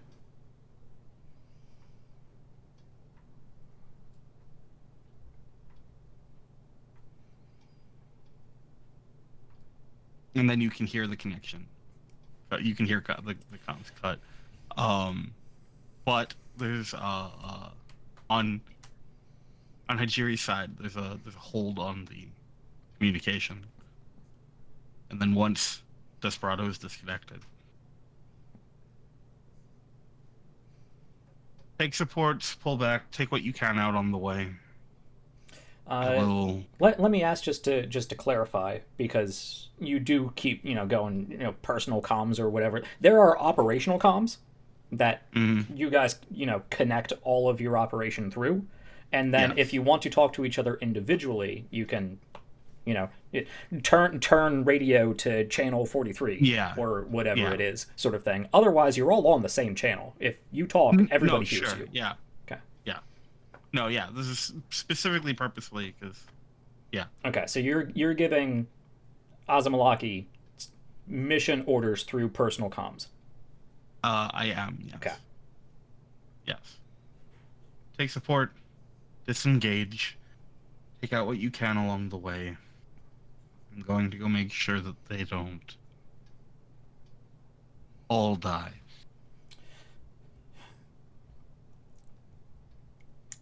I will remind you, my dear, since we are on personal comms, that this is not protocol. You are the operation leader here. You should be communicating with the entire operation. I will relay this, and we will fall back to the rally point. I will, however, also caution, both because I care, and as your second, to consider whether your position as Operation Command is with us and the support team, or babying them. It sounds like, at least for now, they have it under control. I've seen firsthand what happens when they go from having it under control to not. And if we don't accomplish our primary objective here, now, it's going to become exceedingly more difficult the next opportunity we have, if we have another opportunity. I'm making a judgment call, not to stroke my own ego for the sake of the mission. We knew this operation could take time. It was our orders to scramble their detection and defensive forces long enough for them to create a foothold and perform reconnaissance and whatever operation they needed to secure this.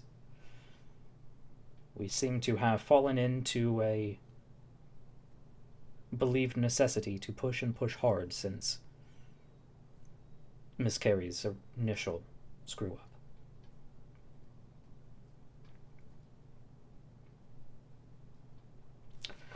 Private comms. Yep.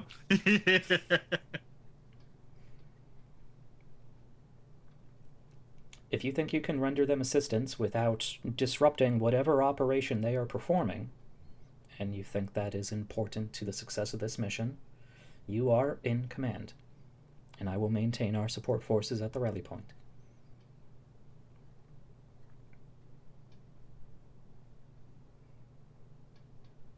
There's a moment of quiet, followed by what sounds like a heavy thud. Now, my dear, don't take it out on Throne. Or pulling back. Affirmative. I assume we zoom out of the cockpit and see Throne in his alabaster white and red cape? Purple. Purple capelet, sort of burn retrograde and zoom off backwards. There's a moment where he just sort of lingers there in the air, and then you hear, just as like laid over, you hear Starblood's voice giving the command to pull back instead of letting Ajiri do it, and then as everyone else burns out, he's sort of the last one there for a moment, and then he pulls back. All right.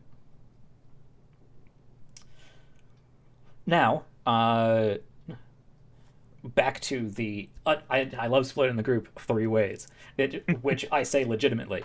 Back to the 2 outside, Desperado and Bite. What are you guys up to?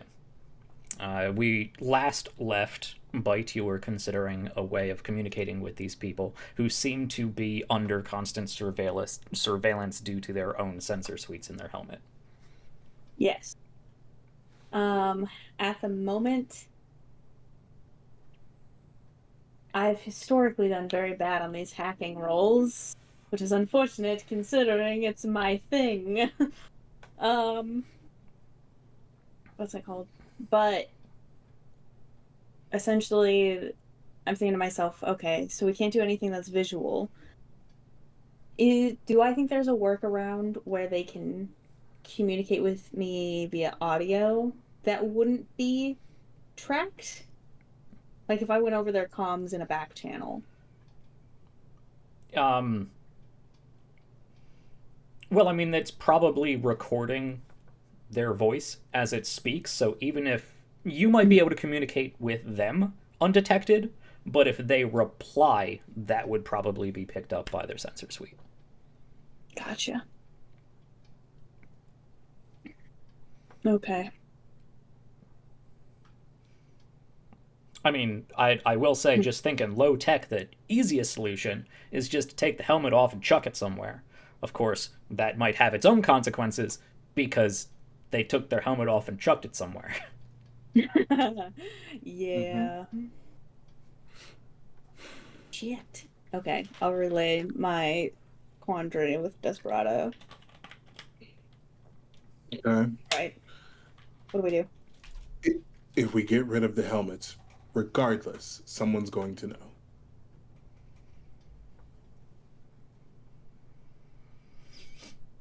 But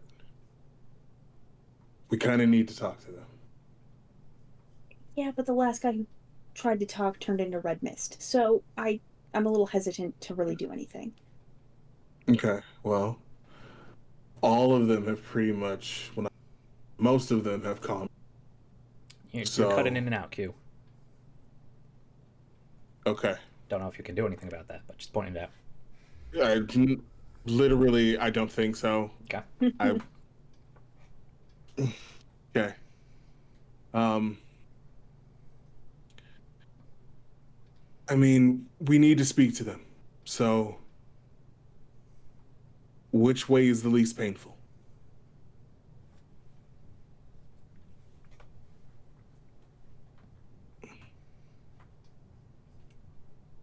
Okay, wait, I have an idea. Okay. Probably not a great one. Okay, so Jack, I would like to try to hack into their audio comms, knowing that they cannot respond to me verbally. But we're gonna play a little game of Simon Says. Okay. All right. Give me a hack check. I know you have the Sure. skill trigger, so that's 1d20 plus 2. Do I want to make this risky? I'm going to say no. We're going Okay. about it smart. I'm not going to make this risky. This is just straight roll. Third time's the charm, right? I can't be that bad at Gotta it. be. It's gotta be. Come on. Scraping Sure. by with a 10. You only need a 10. Why You need does a 10 or Boundary above. hate us? Yep. I don't know. I don't know, dude. All right. Okay. As far as you know, you can communicate. As far as you know, you've isolated the comms channel for these individuals, and can communicate in audio to them. But they can communicate back, but they probably won't. Yeah. All right, then over these comms, just gonna. All right, everybody, stay cool. Stay cool. You can hear me. They can hear you. You say Don't stay say cool, anything. and all of them freak out and start looking around like, "Oh."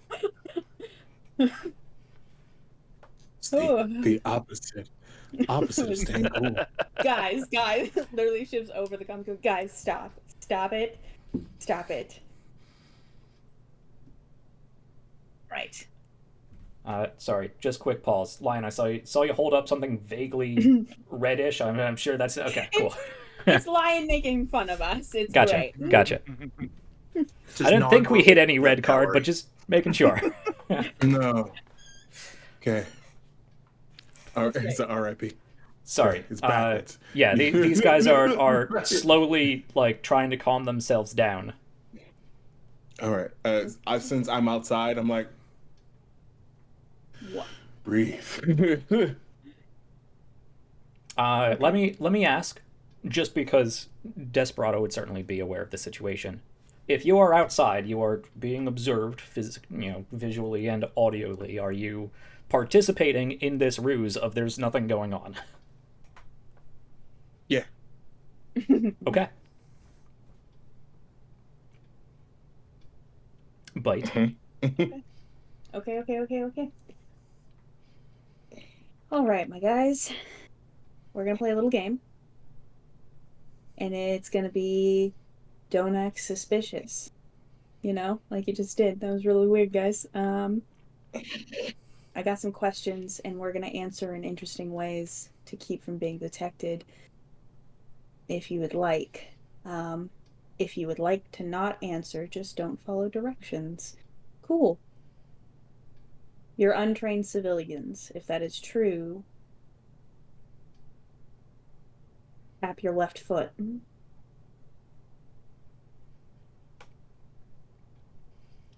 You see most of them tap their left foot. They don't look down. They if anything, they are being suspiciously still, but yeah, it may be better than the alternative.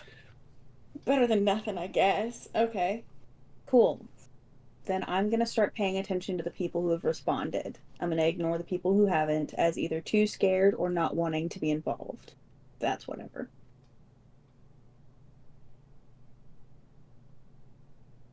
The people outside are all the people they have available to fight us. If true, tap your left foot.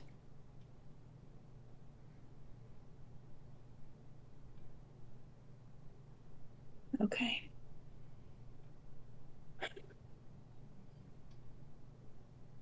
If there's more than double the available... Sorry, let me rephrase that. If there's twice as many people inside available to fight, tap your left foot. A few of them quickly and multiple times tap their left foot. Ho, okay. Cool. Thank you.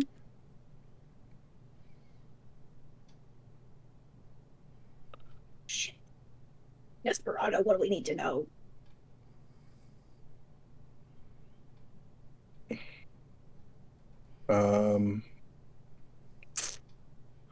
Well, we need specific questions. All of the bases are set to blow. You think they'd know that? Probably. Okay. Yeah. Are all the civilian bases set to blow? Left foot.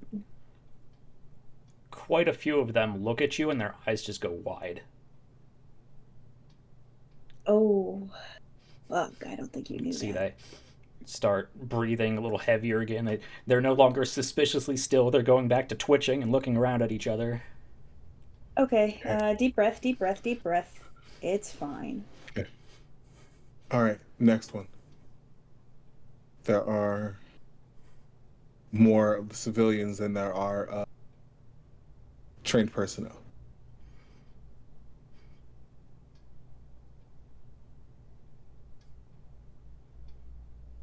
Interesting. Okay.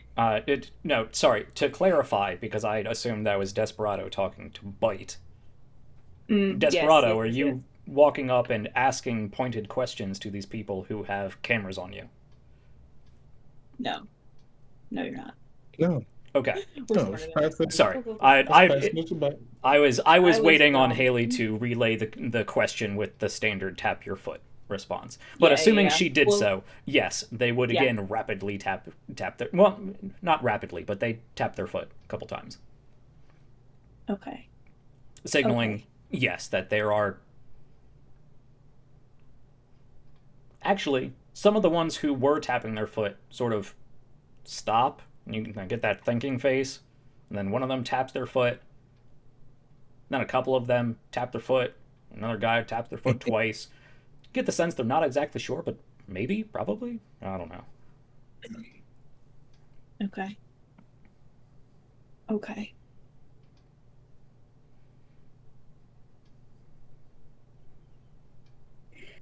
Shit. You see a couple of them look off over westward, just for a second, and then snap back. What's westward? They can't reply like that. I'm looking. What is westward? Currently, What do you I are see? looking at a 30-foot tall wall, but you can Maybe head distant from over above. to the journal tab and pull up our map, as you know it, of the Drespel mining facility. There we are. Okay, so the arcology complex in the shanty town. Okay. Okay. So the audience can see.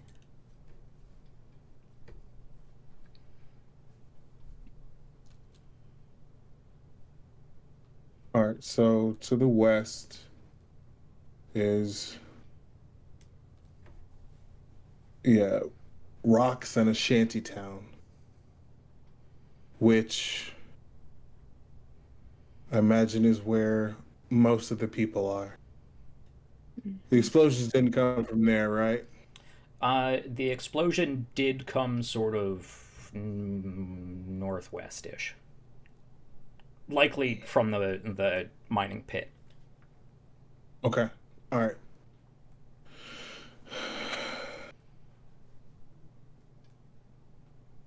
Okay.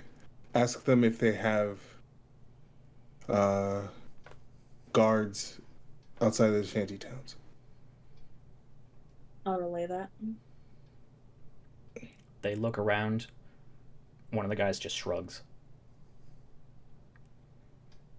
There's nowhere to run. Okay. Do you think if we evacuated those places?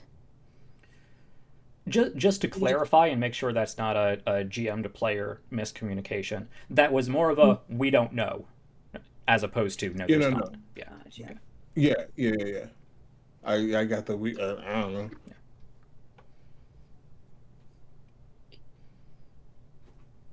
That is Okay. worth thinking about. Like, player Haley, we're thinking about theoretically using time to evacuate the places that they're holding hostage. If we think that's Possible. It's possible, but I imagine somebody if they're this good, even with their civilians using monitors, they're for sure gonna do it in the bases. Mm-hmm.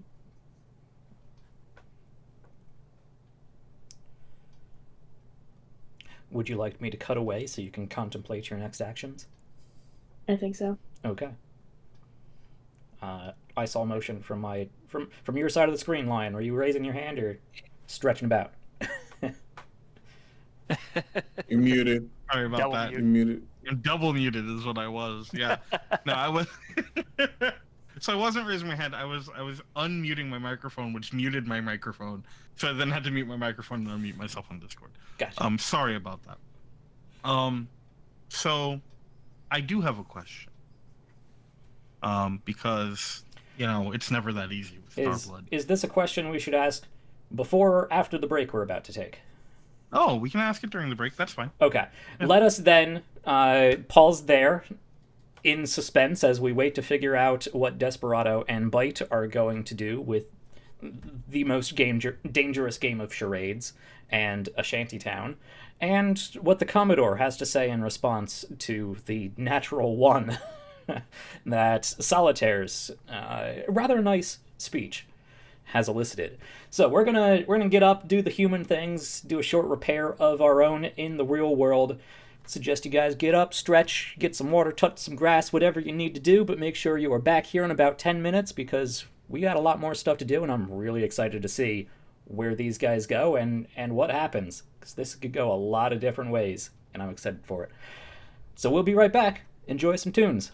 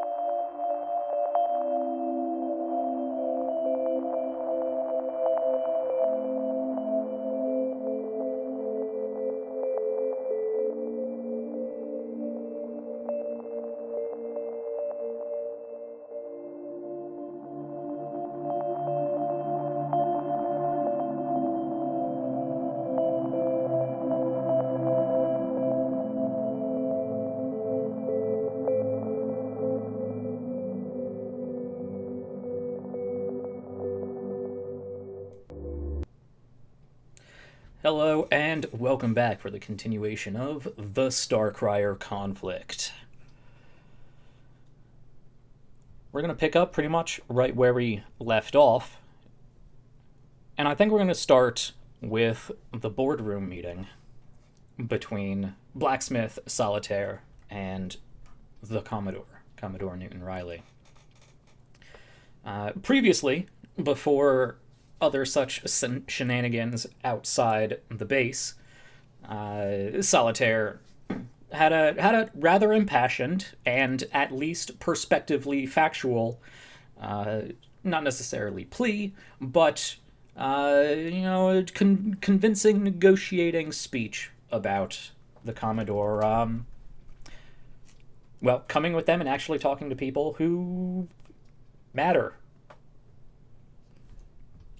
But with that, he does listen to that, locks eyes with you, sort of looks down, takes in a breath, and does abruptly stand up and just sort of post himself up over the desk you're all sat at, table you're all sat at.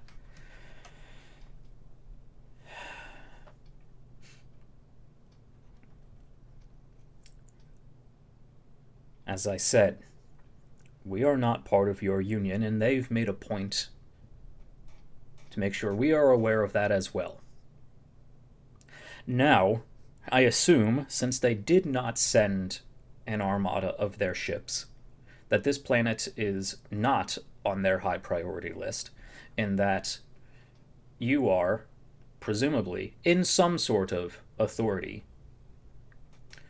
So, I make a plea to you two as individuals. Whether you are representatives of your union or not, I don't need to convince the entire union. I don't care to convince the entire union. I will try. I have tried. We have tried. And if they choose to ignore, that's on them. But you are not Navy. I presume. I see no uniform, I see no insignia. And yet, from what I understand, you were sent here by them. So that means you are either entirely dispensable and they don't care about this place at all, or you are some sort of deniable intermediary. I have played this game a long time, Solitaire. So no, I will not be returning to you and whichever far station it is that sent you out here. But I will, and he sort of leans off of the desk, I will invite you as you requested to stay here and continue this conversation for as long as you need to understand. And then I will let you leave, and you can bring it back to your union to advise them however you will. But the threat is out there, and the Hawkwood Company will find and utilize the resources to protect us and ours, whether the union sanctifies it or not, sanctions it or not.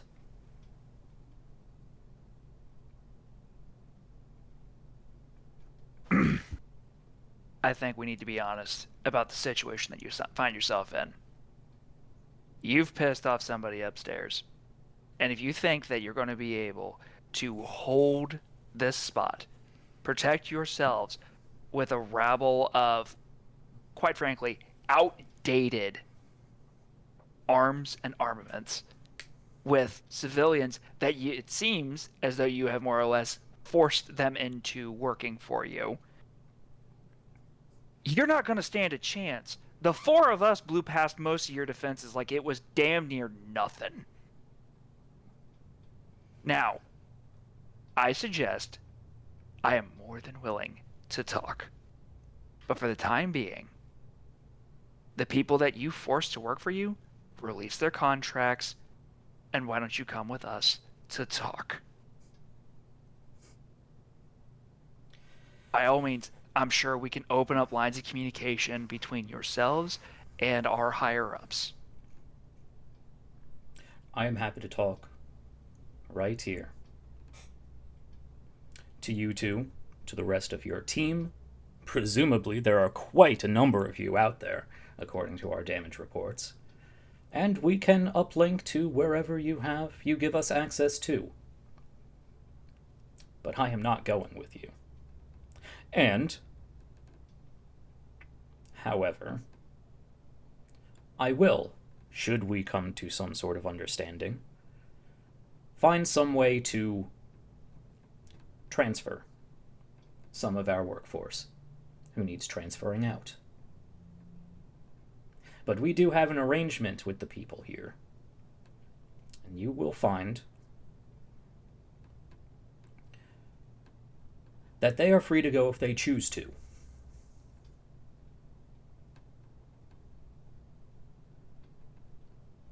Is that why you have their workplaces set for demolitions?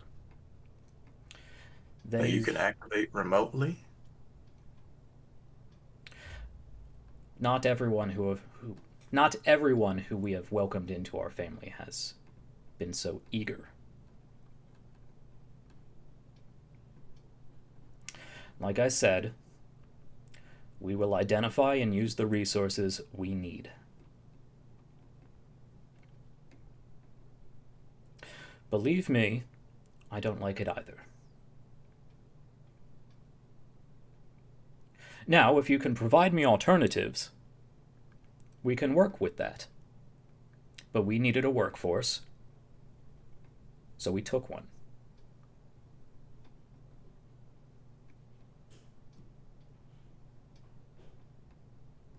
That's where the biggest Quick problem question is. for the GM.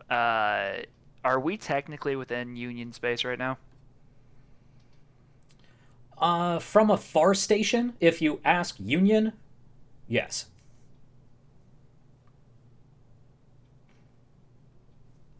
The thing is, by taking this workforce, making them work for you, you're already in violation of one of the major standards of Union. Now, you can say that you're not Union, you can say that you're not within space, whatever. Quite frankly, I don't give a shit. The way Union has changed, it is a damn shame.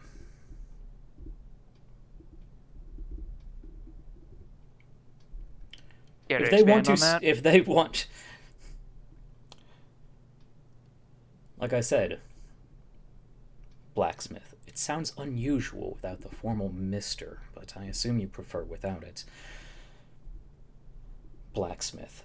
I have been at this for a long time. Now, if Union would like to send an armada and glass this little planet, by all means, I welcome them. But if they were going to, if this place was that important, we would not be having this conversation. This is not the only tantalum mine in the Union. This is a small operation with people out on what the Union considers the rim. And they sent you because you were the closest thing they had that wouldn't cost them much. You are the thin line between Union and the vast nothing that most of the actual diaspora lives in. You SecCom? He straightens up.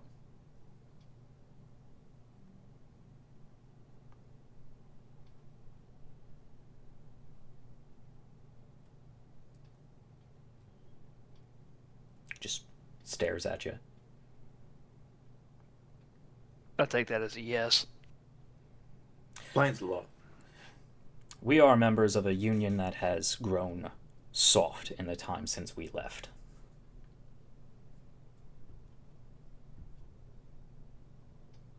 As I said, you are among a civilized land, but civilized lands will still protect themselves. And civilized lands will still govern themselves.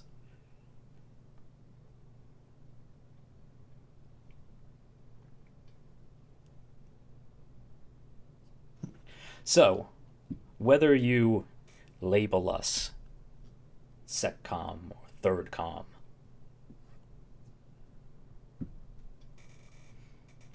Whatever the Hawkwood Company is, it is not the Union. Whether now or then, we are what we have grown to need out in the void between those times.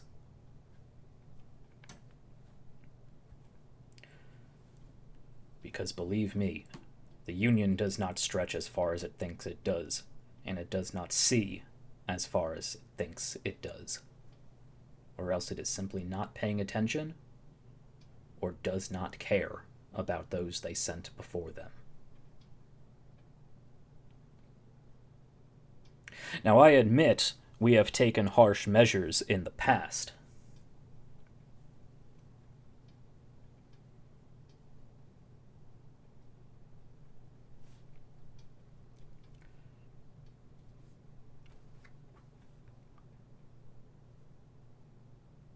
But great times necessitate great deeds. And I don't mean great as in good, because we must live in reality, in the pragmatism that requires, not the idealism that apparently Union has become. But I am not heartless, and I am not a monster. And, quite frankly, I do not represent the whole of the Hawkwood Company. But there is much more of us out there. I simply had the good fortune of being one of the first few back. It's the great, ever-expanding Union space.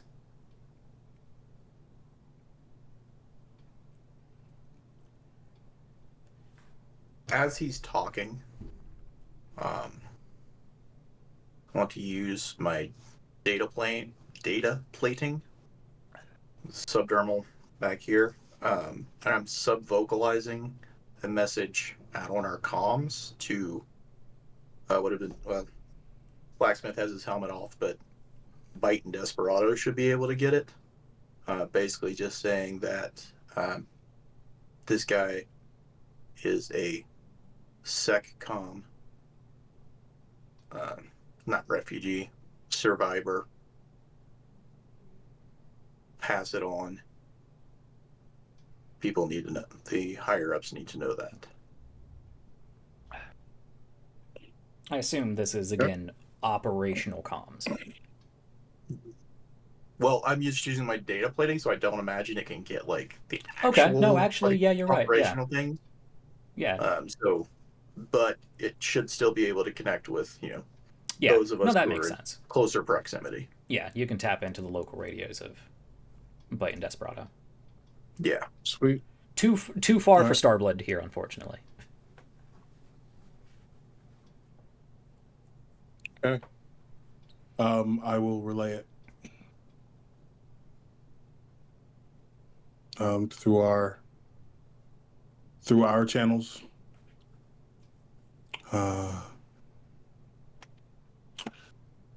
Commodore is a sitcom survivor.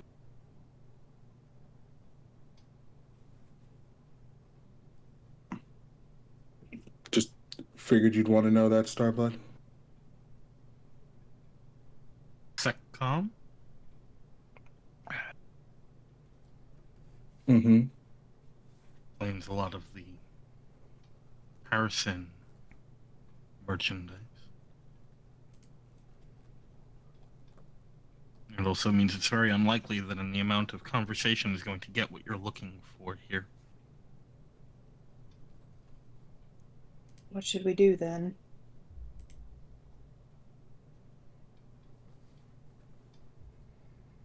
A worse position now than you were before. Lost the support team. Now, you need to get the rest of your squad out of there immediately.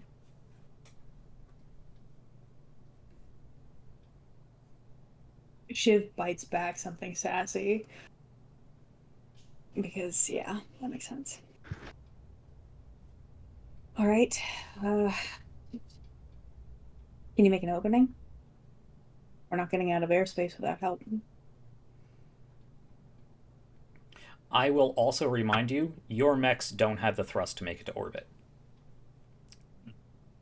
You would need to get your dropship to land, which of course means going through the defense grid. The plan was you were going to secure this place and then leave. You cannot leave without securing this place. Just Right. make that clear. Now, unless you remind me, commandeer a ship, but you haven't seen one. we are supposed to capture or kill this guy, right? That is your standard primary objective with the information out. Probably the best way that you're Command going to be able to understands. accomplish what we're here to accomplish. Yeah. I mean, preference would be arrest. Yeah.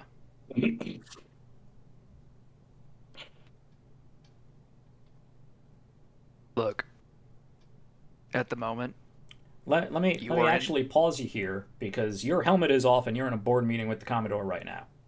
Mm-hmm. So how are you communicating? Oh no, I'm talking to him. Okay, the Commodore. Gotcha. Dropping back into the scene. Yeah. Look. I think we have fundamentally different ways of thinking.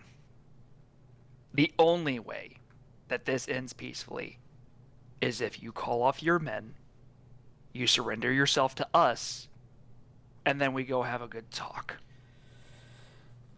We do have fundamentally different understandings and philosophies about what is going on here, because that is not the only way I see it. I am trying to reach out and meet you somewhere halfway. I will speak to you, and you can choose to be representatives or not. And if so, and you can spin this however you like, we can arrange for a better, more experienced workforce. We can even arrange to supply some of our tantalum back to Union, as the WAC would have before us. We are not monsters. But our mission is to secure this facility. I'm going to just put that out plainly for you. Now, whether you want to still be here and get to work in it... What stops me from putting a bullet through both of your brains right now? I'm just going to smile at him. Yeah, so, fun fact, and I'm just going to tap my chest. I've got one of the later hard suits. Do you? Your helmet's off. I'm a good shot.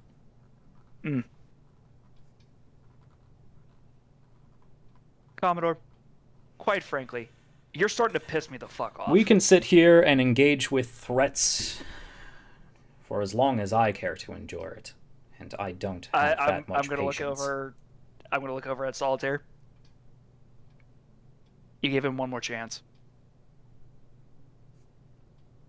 Maybe it's time we make our way out.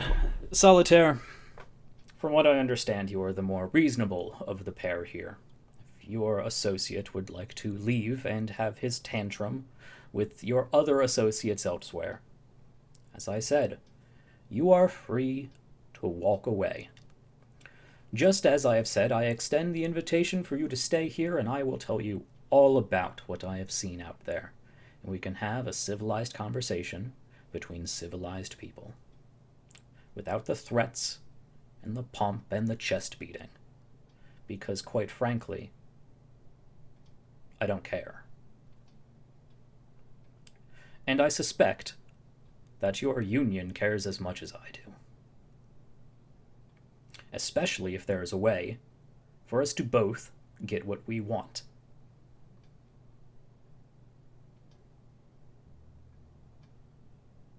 Mission parameters change on the ground. I know that better than anyone. Are you flexible enough to lead? Or are you another tool in Union's arsenal?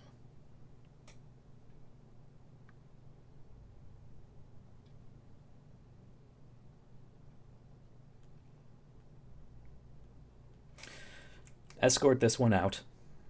He waves over to his security guards and motions over to Blacksmith, and one of them comes up and puts a big meaty hand on your shoulder, Blacksmith.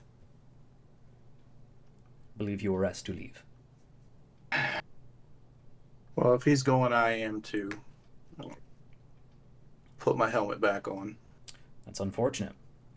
I believe we would have enjoyed our conversation. Question. Actually, not so much a question. I'd like to do something, if that's okay. Okay. So I know as we transitioned back to this conversation, I was currently on comms with V2 still stationed outside. And I think after he tells them that they need to get their people out of there, there's a moment, and then Carrie.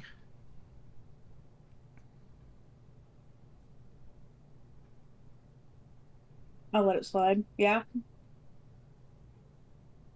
30 seconds, tell me as much as you can about what's in front of you, what's around you, and the level of threat that it imposes. Go. All right. And this is on operational comms, so this is open comms.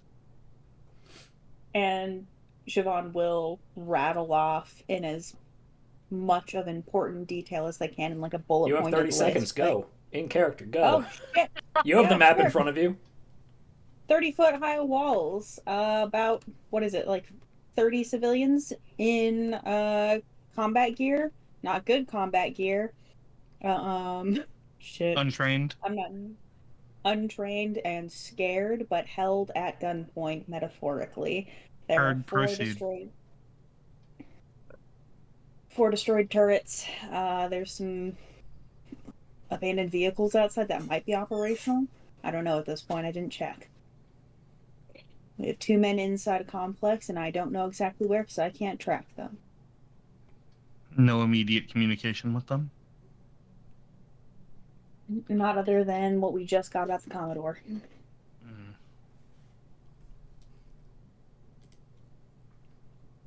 I will also note there are a few little like guard tower things that you can see on the complex map as well. Okay. What Yeah, that I'll means note you those don't know. positions. You only know that they are there because of orbital visual confirmation. Not a big hardware person, but there's 3 sort of guard towers. I don't know. Heard. Anything else about the situation that we need to know immediately? Other than that, I mean, Desperado and I aren't looking too hot, mech-wise, but other than that, is what it is. Heard. What are Uhura. you thinking? Fuck you. I use your call sign, you use mine.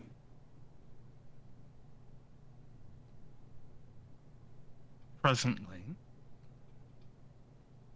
do you believe that there is a route towards securing this location?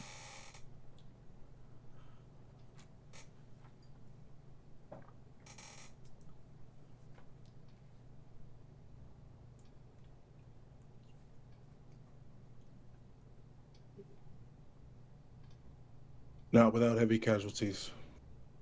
Ours or theirs? Theirs.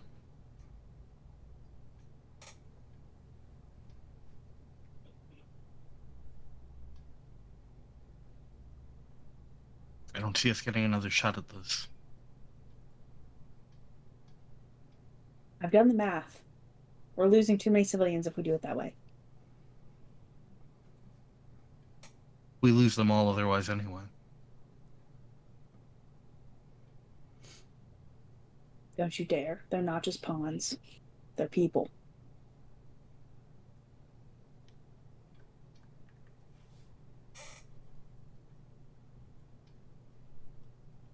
Keep me informed on the rest of your squad when you hear from them. be in touch with what the plan is moving forward. Yeah, TGYL Silver Spoon. Starblood out.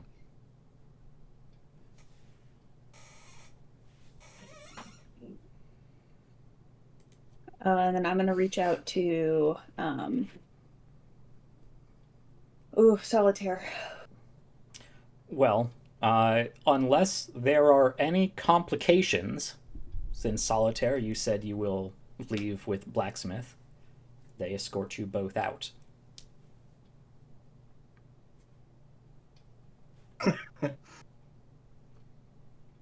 How far is the Commodore from me?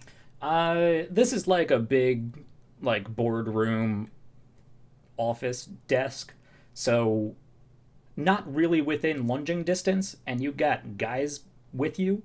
Mhm. Yeah, you brought it. Yeah, huh, okay.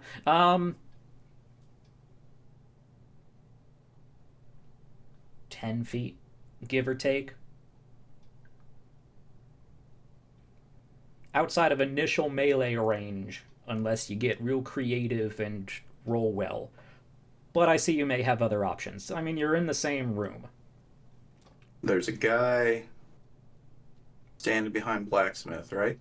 Yep. There's a guy standing behind Blacksmith with a hand on him. There's a guy standing pretty Right. much right behind you, but you're not being touched. There are two guys behind him, and two guys at the door, and a guy sitting between you and him, and a guy sitting between Blacksmith and him. There are 8 bodyguards in this room. Okay. Gonna glance over at Athen. Slight head tilt.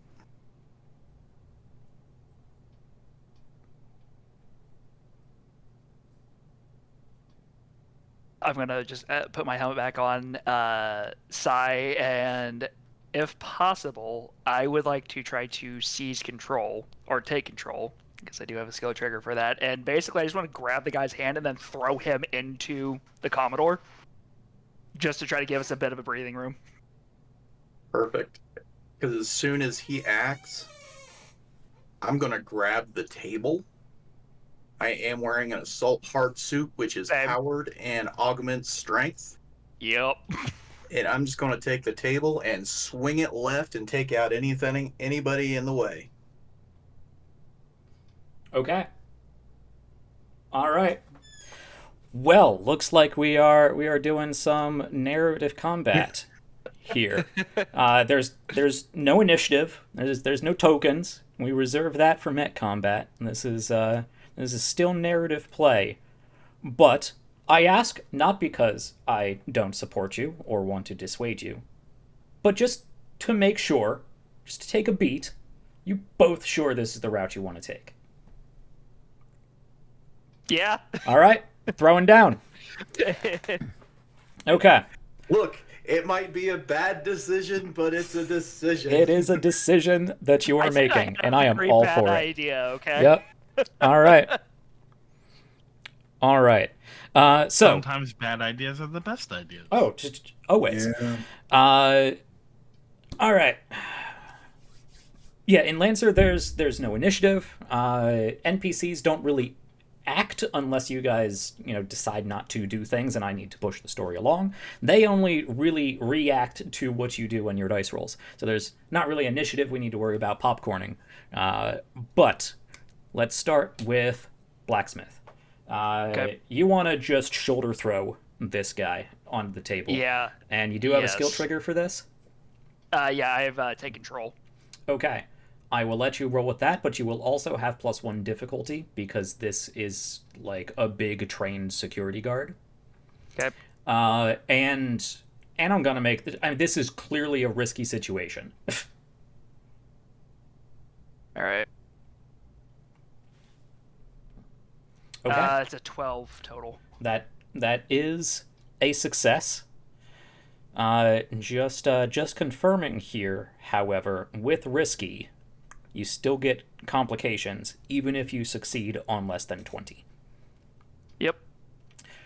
Okay, so you you grab this guy probably up as close to the shoulder as you can, push your seat back, and just roll him over on top of the table. He was not expecting that with the quickness and strength that you were able to do so. And you do slam him down, and he hits that table hard. And simultaneously, we'll see how the dice land.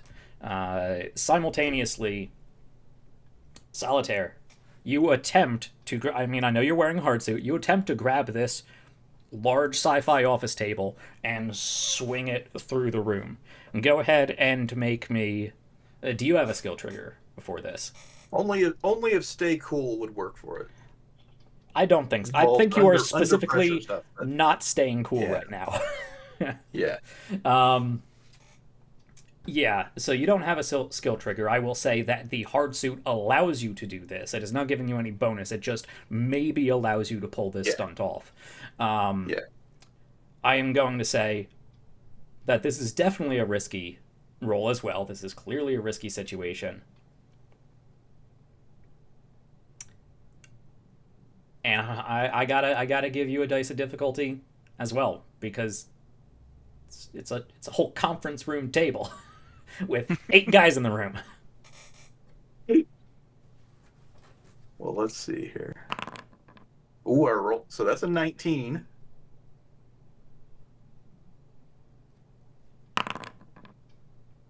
Wait, why did I give it? That should only be a... Yeah. So it's a 13 total. It's a 13, yeah. So you likewise still succeed with complication. Okay.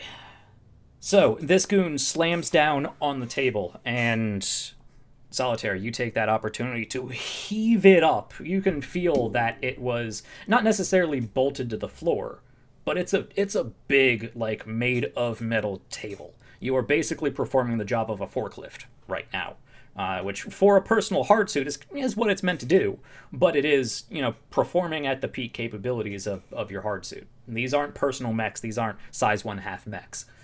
But you lift up the table and swing it. Now, the room is a rectangle, and the table is longer than the room is wide. But you can pick it up, and you can kind of, I guess, more than like helicopter blade trying to, just heave it through. You can kind of just like flip the table up and over sort of way. Yeah. So you're still only going to be able to hit so much of this, but you do slam the table including the guy on top of it, into the guy next to Blacksmith and one of the guys behind the Commodore, sending the Commodore having to jump to the side. As my helmet goes on, I'm just going to open comms and just be like, shit went sideways. Okay. With that, you see the Commodore actually reaches down behind his back and pulls out what looks like a very old plasma pistol.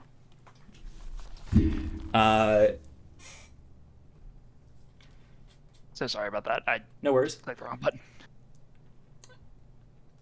I know Desperado does a lot of tinkering with weapons. I believe, actually, both Blacksmith and, to a degree, Solitaire do some tinkering with weapons. Mm-hmm. Yeah. Okay. Do you have any sort of skill trigger that has to do with history or weapon manufacturing I don't. or anything you might be able to spin on identifying this weapon? Not unless Spot does. Not really. But go ahead and just roll me a regular flat D20 check. Simple, no modifiers, just D20 gotta beat a 10. Oh, there's a natural 20. That's a 6 for me. Yeah, Blacksmith, you don't know, you don't care. You're throwing down right now. Solitaire, you do catch this, and this is actually kind of impressive, but also, like, really outdated. This is an old Harrison Armory Durandal Y630. This is a weapon from at least 200 years ago. At least. This is a weapon that has not seen active service for over 200 years, or about 200 years. Now, that being said, technology hasn't progressed to the point where it's a squirt gun. I mean, it's still dangerous, and it looks like it's in good condition. It doesn't look old. It doesn't look like it's fallen apart. I mean, it could just all be spit and polish. You're not sure. But this was like a top of the line sidearm for Harrison Armory military. You know, a couple centuries past. Obligatory. It belongs in a museum. Yeah, pretty much, yeah. I will also point out for anybody watching this, screaming about the timeline, yes, I know SETCOM was somewhere around 1,000 years ago. I know. I can hear it in the comments section. But hey, you're commenting. It's all engagement to me. But the Commodore reaches back and pulls out this ancient Y630 and just looks to one of the guards. Secure them. And just shoots out the window next to him, leaving this... And actually, you can see this shot. You've never seen a Y30 fired because it's older than your great-grandparents. But it probably shouldn't have done that. It vaporized a circle in the glass there. And he steps through and with two risky complications. One is he shoots and leaves. The other... Yeah, you know what? I think he's just going to turn in and just lay some covering fire for his own retreat and his men. So yeah, we'll leave it at that. He just starts firing this plasma pistol, and you can see it's shooting out these little bolts of glowing yellow greenish energy, and where they hit, it very much is like Star Trek Klingon disruptor. Like, it just blasts a hole and vaporizes something. So he blasts a hole into the glass here, kicks out enough that he can step through, and just lays some covering fire, blasting holes in the wall, blasting holes in the table that's been upended, leaning against the wall. You guys probably like jump back and duck down behind the table, but you also see that there are now, well, 3 guys on the floor, still 5 more people in this room who are currently drawing sidearms.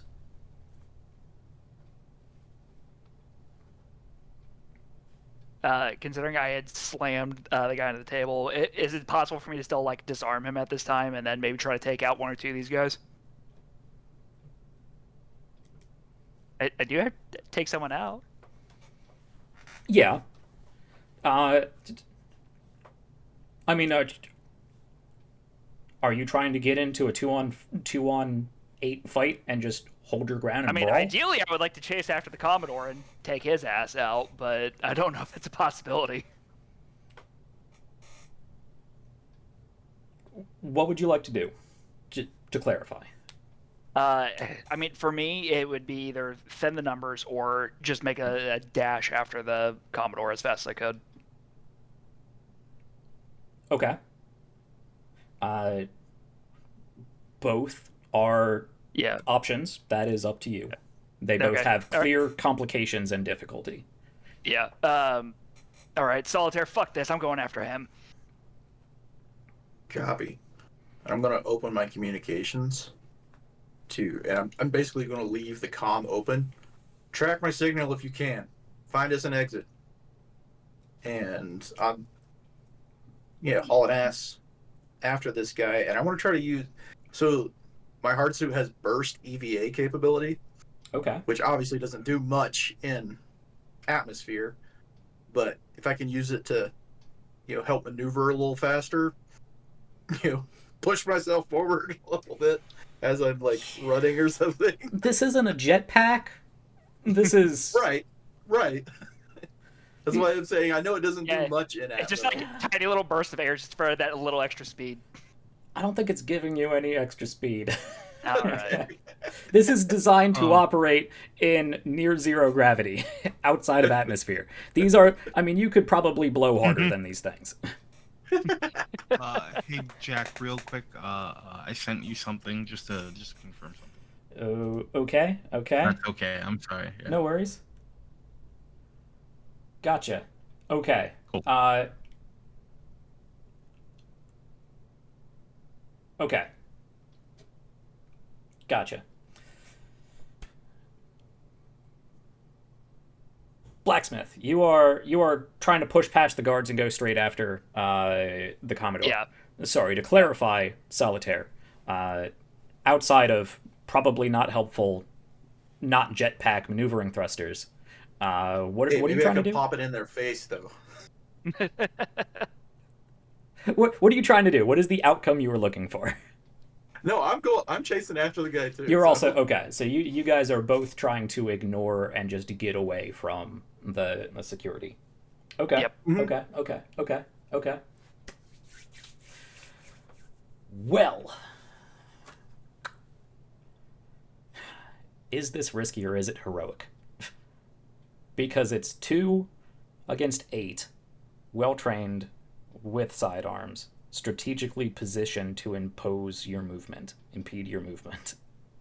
Now, counterpoint though, we are 2 of the best in the academy right now.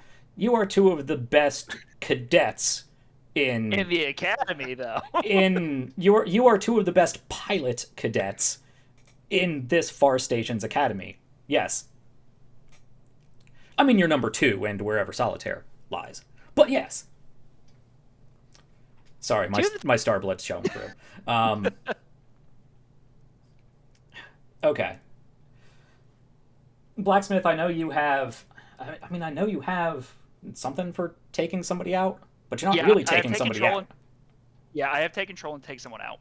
Yeah, but you're not really taking somebody out. You're leaving. Yeah, you're not really the taking thing control. You're trying to leave the situation, which is not really taking control of the situation. Well, it just says use force, violence, presence, will, or direct action to take control of something.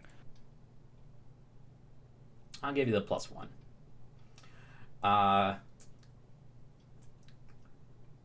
Okay. Solitaire, do you have anything? All I can argue is for is stay cool, perform something under concentration, dexterity, speed, or precision under pressure. And I'm trying to be fast and precise to get away from these guys. I'll give you that one. Okay. Let's go.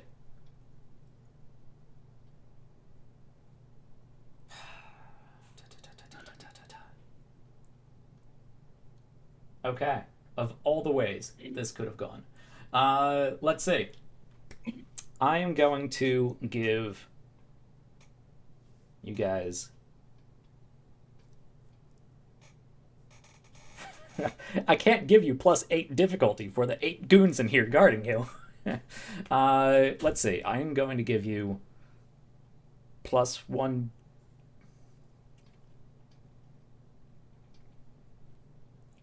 The problem is, I don't think there's really any way you can make a heroic check.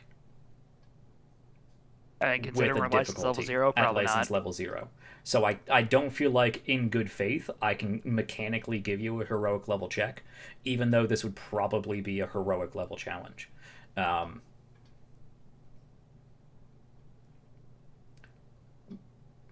We'll talk about this in the after show.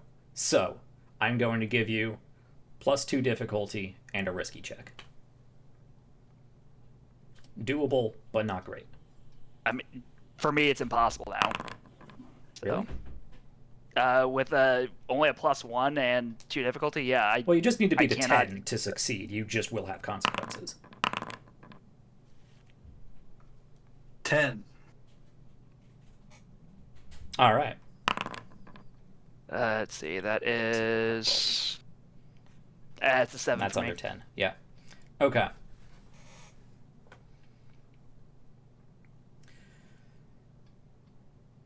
Okay. And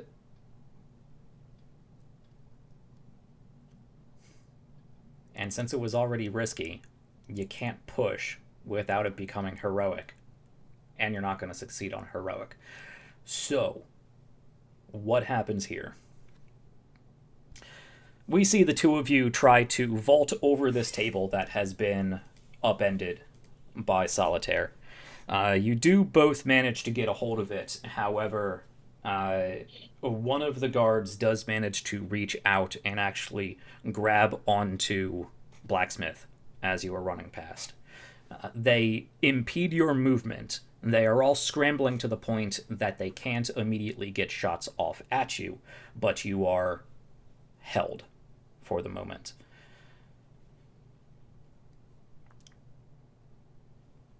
So I leave it to Solitaire. You do manage to juke and weave, and I'll even say you can throw your elbow up into somebody's face and activate your maneuvering thruster and give them a nice burst of air up their nose. As you can, should you choose to, kick your way out of these doors and proceed down the hallway, though you do see Blacksmith is held. It's up to you whether you think he can get out of it, 1 on 8. But you are free to chase after the Commodore.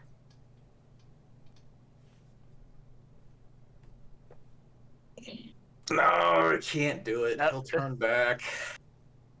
He can't. Now, he can't Solitaire, be get that piece of shit. Finish the mission.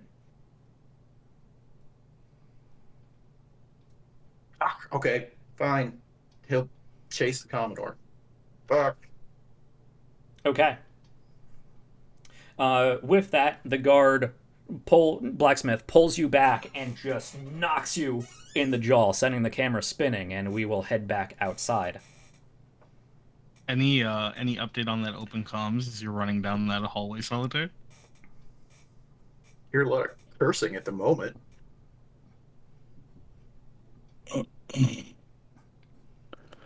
There's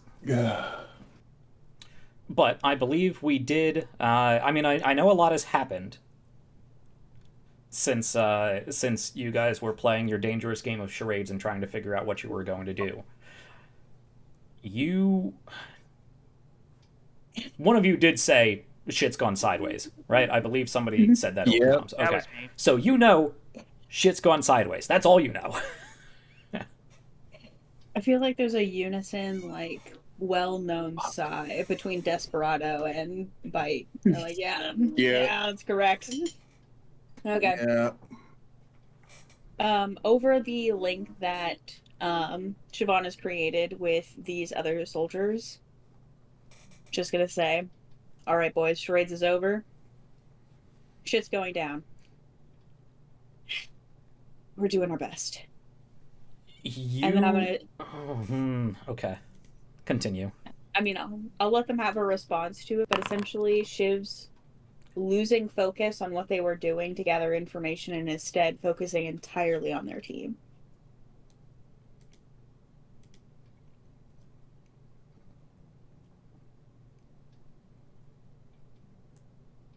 Okay. Which, by your team, you mean Desperado?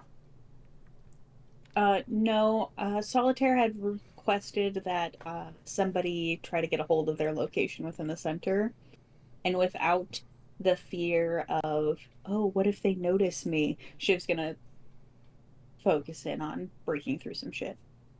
Okay. Would you like to get back in Buddy, or are you trying to find? Well, I mean, if Buddy can wirelessly hack, there's no reason why you can't wirelessly hack. Yeah. I think Shadow- Shiv's already back in, buddy. The I Shadow was Runner already in me back is in screaming for Matrix rules right now. But also, if I'm able to hardwire in, and that makes my job easier, that is a good instinct for a hacker to have. You don't immediately have anything to jack into other than the soldiers in front of you. Interesting. But when you say, okay, charades is over, shit has gone sideways, you see at least 2 of them grab their rifles. Like, very poor trigger discipline, grab their rifles with the fingers in the trigger well or whatever boy. it's called. Like, they are ready to pop off. Shit, the attention splits a little bit. Calm down. Just, okay. Mm. I'm Right, gonna you're already in there. point with my. What happened? Okay. Shit. Okay, then Wait. So light bulb idea. I could jack into one of these soldiers? If Or you their get equipment? if you get out of your mech and take a data cable and Mhm. plug it into the comm unit in their Yeah. backpack, yes. Whether they will let you do that is a different story. Cool. I mean, there is a dead one there. There is a dead guy. I'm gonna go to the dead guy. Just contextualize the situation and what orders they may be under, and who they are, and why they are here, and everything that is going on. And I will ask you, again, not to dissuade you, but just to clarify, is this what you would Yeah. like to do? Can I test the waters by, like, starting to go in that direction and see if somebody tries to stop me?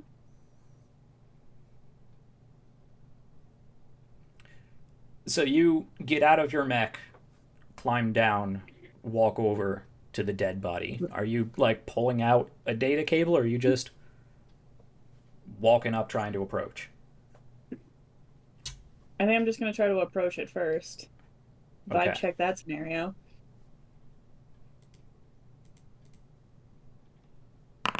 Ugh.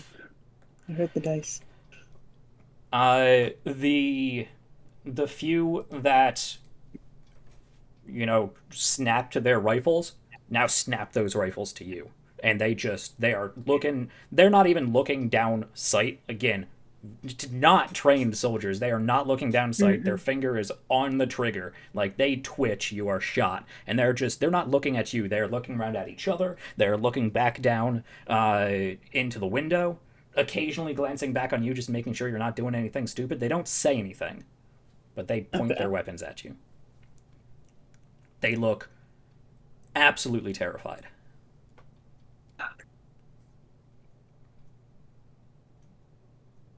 Okay. It's Just fine. hands up. Yeah, just like not with a gun in my hand, but just with the point down. They're breathing heavy. They're shaking their head. They're I don't have time for this. Okay. Then fully backing up.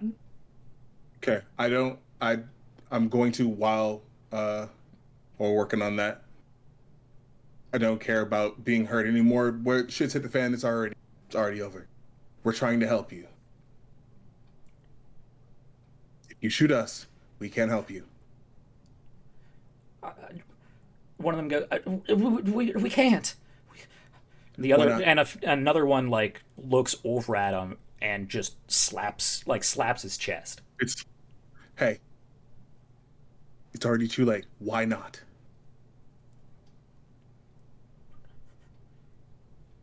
That there's more of us in Do there. they have any of your people? Yes. Okay. Then we will get them out. The guy who originally shot at you, Desperado, in your mech, just knocks the guy in the head with the butt of his rifle. Guy falls over. And he is just back and forth to you guys with his rifle. If you take us out, there's no way out for you. At all. He just mouths, "There's no way out." There's always a way out.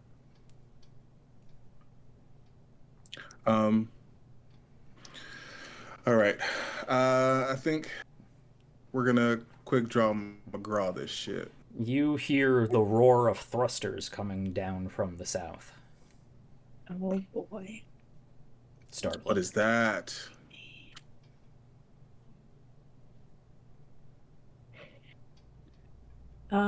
Ignoring all of course that. it is.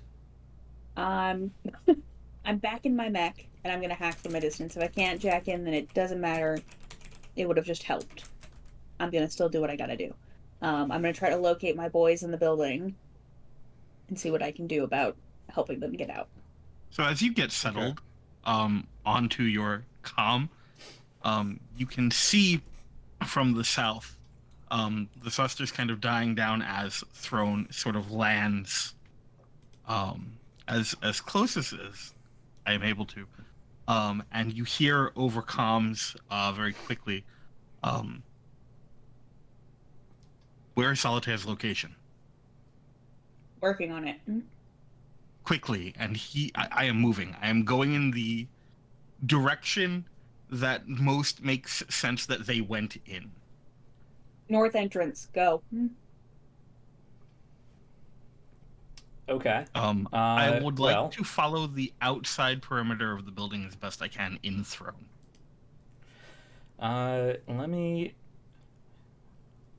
just to give you a visual representation.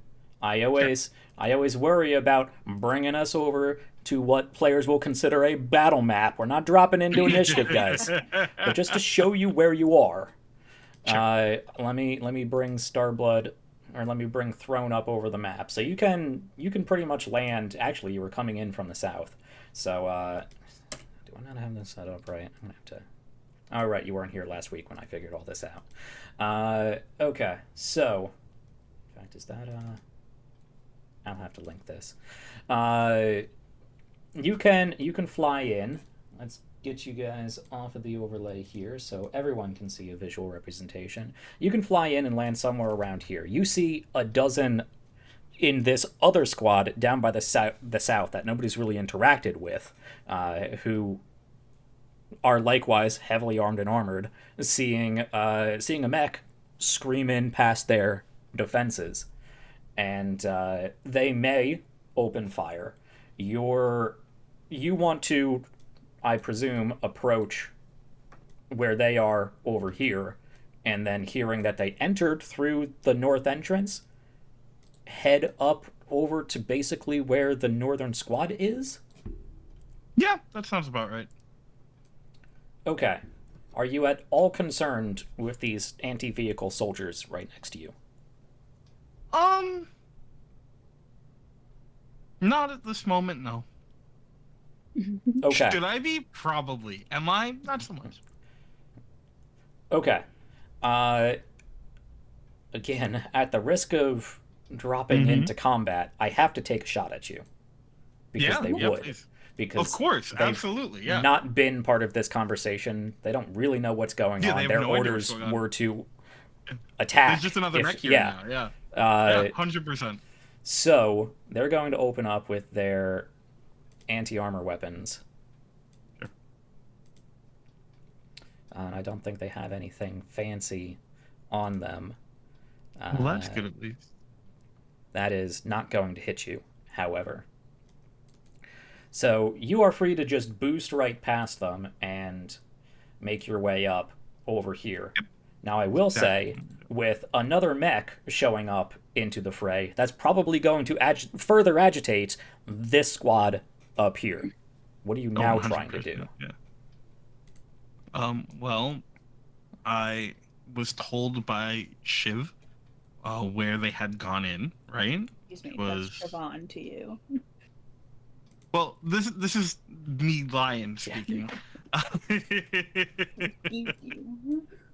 But so my intent right now is to make my way over to that location, as I wait for information to come in about exactly where Solitaire is. Okay. Bite, go ahead and give me a hack roll. Heck yeah. And I'm actually going to give you 1 die of accuracy, because in this time you get an uplink from Lich with some of the communication protocols and possible backdoors. So you go ahead and roll that, and I will ask you, Starblood, once again, do you at all care about this squad of anti-vehicle guys standing right where you want to be?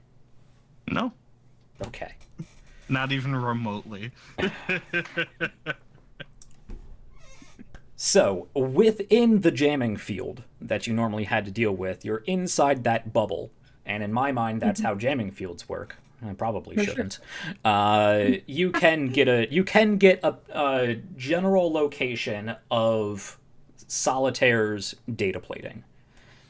It's a general location. You know he is somewhere on the second floor, somewhere around here-ish, we'll say. For one thing, I send a happy cat gif to Lich, and then I send that information on to Starblood.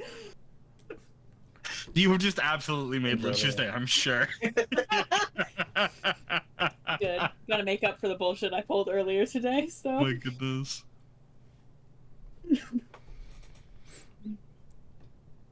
Not enough time to send a thank you, but enough time to send a cat going. Okay. We'll get back to that later. Starblood, you now have a vague location of Solitaire. Okay. I would like to position Throne in a way where we can maybe create an exit for Solitaire through a previously non-existing exit. Okay. Kool-Aid Man! Yes, I would like to put a hole in this facility in Solitaire's general location, with both the intent of creating an exit and potentially turning not Solitaire into a, for lack of a better term, skid mark. I appreciate that. Right. Yeah, I get you. Well, okay. All right. Cool. So, I know we've been a little wibbly-wobbly as to exactly what sort of equipment the support team has, since they've kind of been in the air most of this time, but also you guys don't really have, flight capabilities. But you were part of the support team, so Yes. We'll say you do have limited aerial maneuverability, which is mostly what you guys have been using on your support team. I think I messed that up in like the second or third episode, saying that you guys were going to head back to orbit. Nobody on this team had the option of breaking orbit once you went into orbit. It was to hit a rally point at some point. So you can choose to, throw your boosters on and jump up to the ceiling of the first floor. And even presumably the ceiling of the second floor. And then, I guess, run along the top of the building. Yep. You do know it's made out of starship hull, so it'll probably support you. Yeah, that sounds Okay. good. We'll try. We'll do that. So you can boost yourself up and start running on top of the building. Now, okay, I don't want to drop us into initiative, but these squads are popping off at this point. Yeah. They're taking shots. Yeah. So I'm going to try to keep this in narrative play, whether or not it involves your mechs or not. If you choose to jump inside your mechs and just open up on these guys, you will be able to take them out no problem.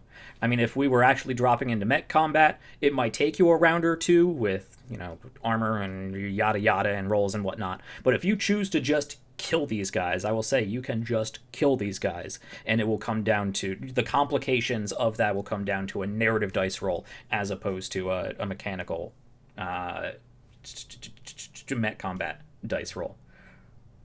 But shit's gone, as Blacksmith said earlier, shit has gone absolutely sideways at this point.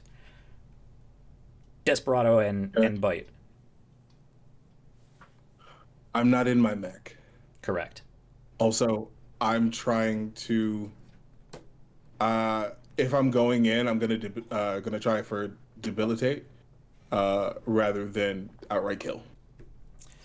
Okay. Well, you are firing anti-vehicle, anti-ship weapons at people if you are going into your mech. Just throwing it out. I'm not going into my mech. Gotcha. I'm not Okay. going into my mech. Okay, Oh, yeah, gotcha. you said I that. thought you said if you went back. Okay, never mind. No. I'm not going in. You do have weapons on your pilot loadout, Yeah. right? Cool. Yep. Cool. Mm-hmm. Sorry, my misunderstanding. What specifically would you like to do? You're trying to I'm Shoot people in leg. right. I'm trying to engage. I'm not trying to kill them. I'm going disable or debilitate. Like we're trying to take them out of the combat without taking them out of this life. Okay. Hold there. We'll Yes. roll for that in just a second. Bite, what are you doing? Sure. We're going now that I have VTM a- style. I'm going to ask what everybody in the scene would like to do, and then mix it all together. Sounds good.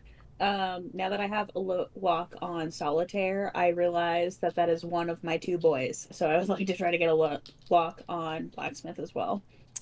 Blacksmith, do you have data plating? No. Then no. Check. Cool. So he's just on the loose. He's somewhere in there. Presumably hate that. near Solitaire.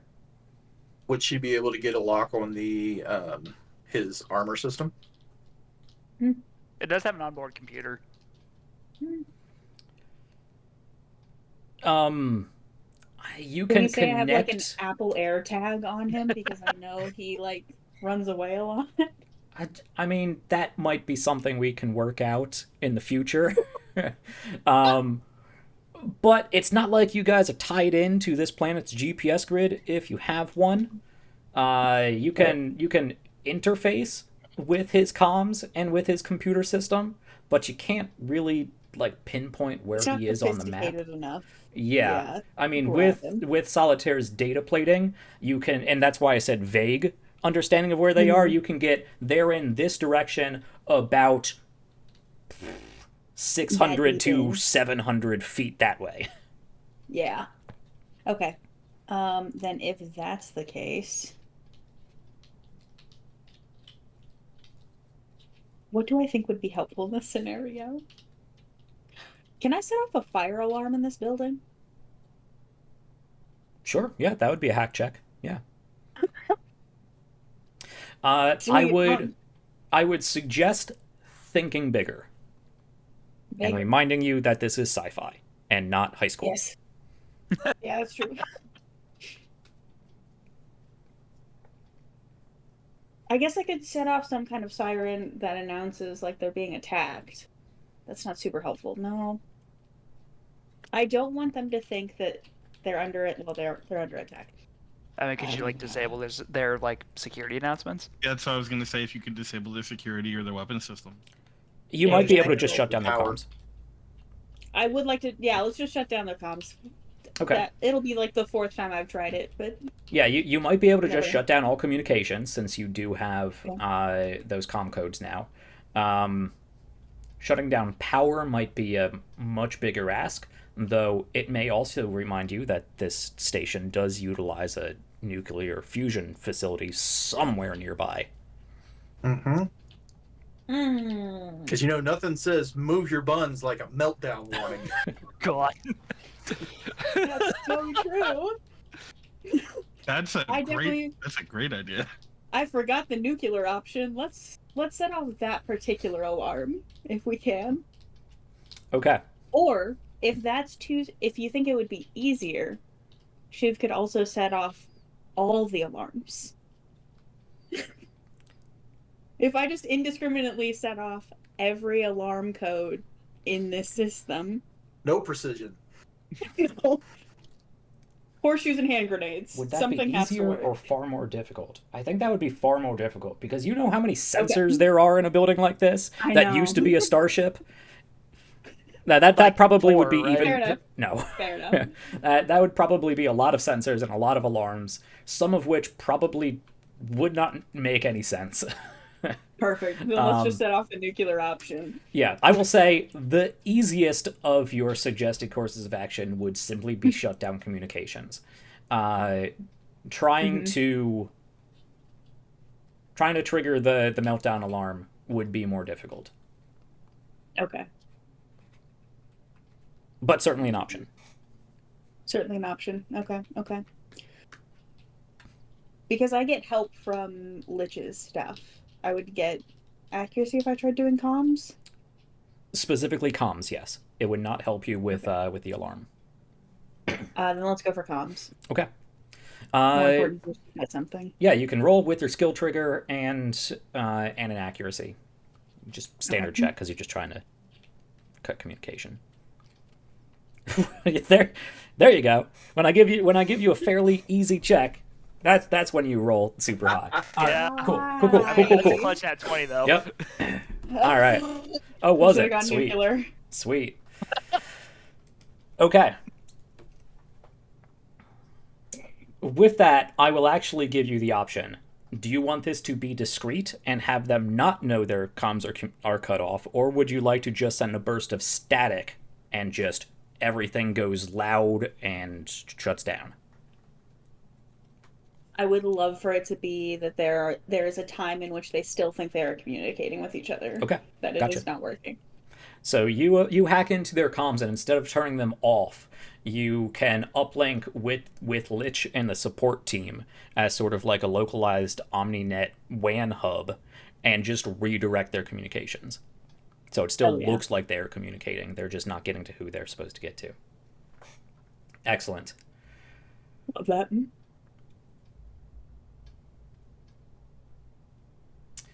I love Desperado. the thought of Lich and other like support team members just fucking with them with like false responses.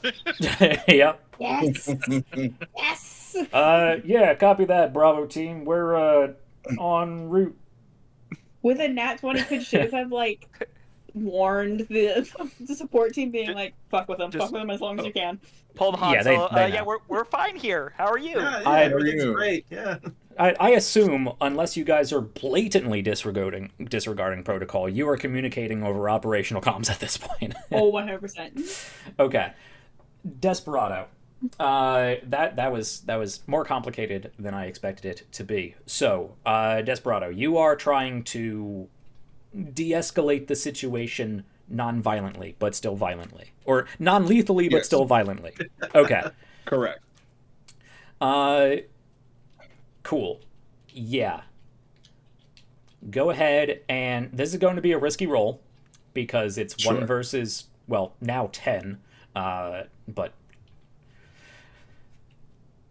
do you have any sort of, take control, knock somebody out, I have assault. combat? This sounds like assault. Yeah. Okay. So, yeah, you get your skill trigger. Yeah. And you get a point of difficulty. I'm not going to give you a point of Sure. difficulty. No, you get your skill trigger. Okay. It's otherwise going to be a flat roll, but it is a risky check. So Okay. you got to beat a 10 to succeed, but that will still give consequences unless you get over 20. Okay. 13. All right. So you do succeed, but there will be some consequences. All right. So, yeah. No, please. So, Desperado is like, listen, doesn't have to be this way. They start to turn towards me and Max. Fuck. So we're pulling out pistols, and then there's a third arm from the back of the suit that comes up, also with a gun. Yeah. You got to warn your GM about these shenanigans. Oh, my bad. But yeah, so he's gonna go Reaper, just whirling dervish of guns and bullets. So yeah. Okay. Well, For kneecaps? We're going for non-lethal areas, like somebody's hand. less is than gonna lethal get, response. I think is the best you're going to get with whirling dervish of bullets. With 3 arms. Sure, Yeah. sure. With 3 arms. Hey, so- it's a Neuralink, baby. I'm in control. Yeah. All right. Cool. Oh, did you like that foot? Oh, God. Well, if I had known that, I may have actually given you a point of accuracy. But even if you roll max, it's not going to be above a 20, so it doesn't much matter. So, True. yeah, you just full cowboy with a third arm, whip out 3 pistols, and just start lighting these guys up. You do manage to hit a good number of them in non-vital areas. or at least not immediately killing areas. You may have inflicted some gut wounds on a couple of these guys, which will need immediate medical attention or they will bleed out, but you have taken out the situation. In doing so, however, they do turn. You take out a good number of them, half of them, before they are even able to respawn. The half of them that were otherwise de-escalated. It's really just that one guy who seemed to have been the lead of the we're not doing this shit team, who seemed to have, he was also one of the guys who did not tap yes for being an untrained civilian. This guy probably had some sort of, maybe not military training, but some sort of martial training of some kind. Does turn and actually gets a good burst off on you, and you take 4 damage out of the 6 HP you have as an unsuited pilot. Yep. Now, do you have armor? I don't think so. Yeah, I believe I Hold on. tried checking if you guys had your pilot gear picked out, and I'm not sure all of you did. Okay. Yeah, I have a mobility hard suit, but I don't think it gives. Yeah, I don't think it gives me any Mobility does not. Okay. You take Sure. 4 damage out of the 6 HP you have as a pilot out of your mech. So Sure. you get lit up. There's just a stream of burst fire bullets just over your chest. You get the wind knocked out of you. Your suit takes the brunt of it, but you are going to have a nasty bruise against your chest, and you do feel the sting and the initial coldness and rush of something penetrating through your suit. You have definitely been shot. You're not taken out. It's not a gaping chest wound, but you have been shot. Okay. With that, however, that one I'm shooting in the head. Okay, Sure. you take him out. Yeah. You get Yeah, shot. I assume he's been you... the escalator. Yeah. Yeah. He's got to. Excellent. If I can, this is where we're going to take it out for the episode. You get burst fire shot up your chest, and as you are recoiling backwards, I think we see you turn your head, and out of one guy the camera zooms in, pivots around. We see that third mechanical arm swing out and over your shoulder as you are otherwise reeling backwards, and just one shot, Malcolm Reynolds style, just pop. Guy goes down. Camera goes black. Oh yeah. To be continued next week on the Starcrier Conflict. That was a weird noise. I'm sorry. Fix it in post. What a pickle! What a pickle! Guys, what are you guys doing? No idea. The prophecy must winging be it. fulfilled. Oh man. Okay. Well. Crazy shit. Yeah, we're gonna try to wrap these up because I want to have a chat about this at an after show because I think it's gonna be a cool conversation. So we will pick up with this next week, and yeah, we're gonna be dropping into some exciting stuff. But one way or another, I can't even say that anymore.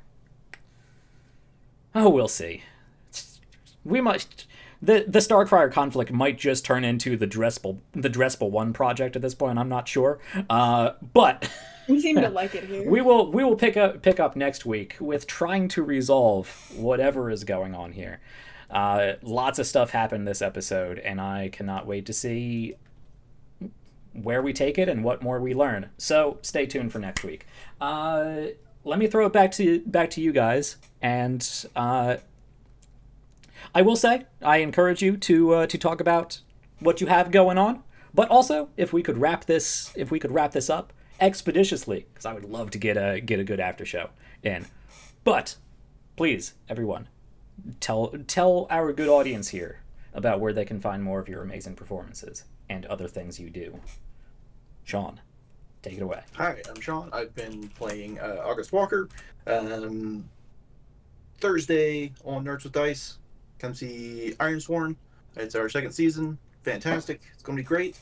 And then next Monday on the 29th, we're on Singularity RPG for Heart of Darkness, our alien play. which is also a fantastic story with Meg Mysteria. You will love it. Haley, you're up. It's me. Hey, howdy, bye. I am Haley. I've been playing Siobhan Carey, aka Shiv to my friends. But yes, you can find me at Haley Ann on just about everything.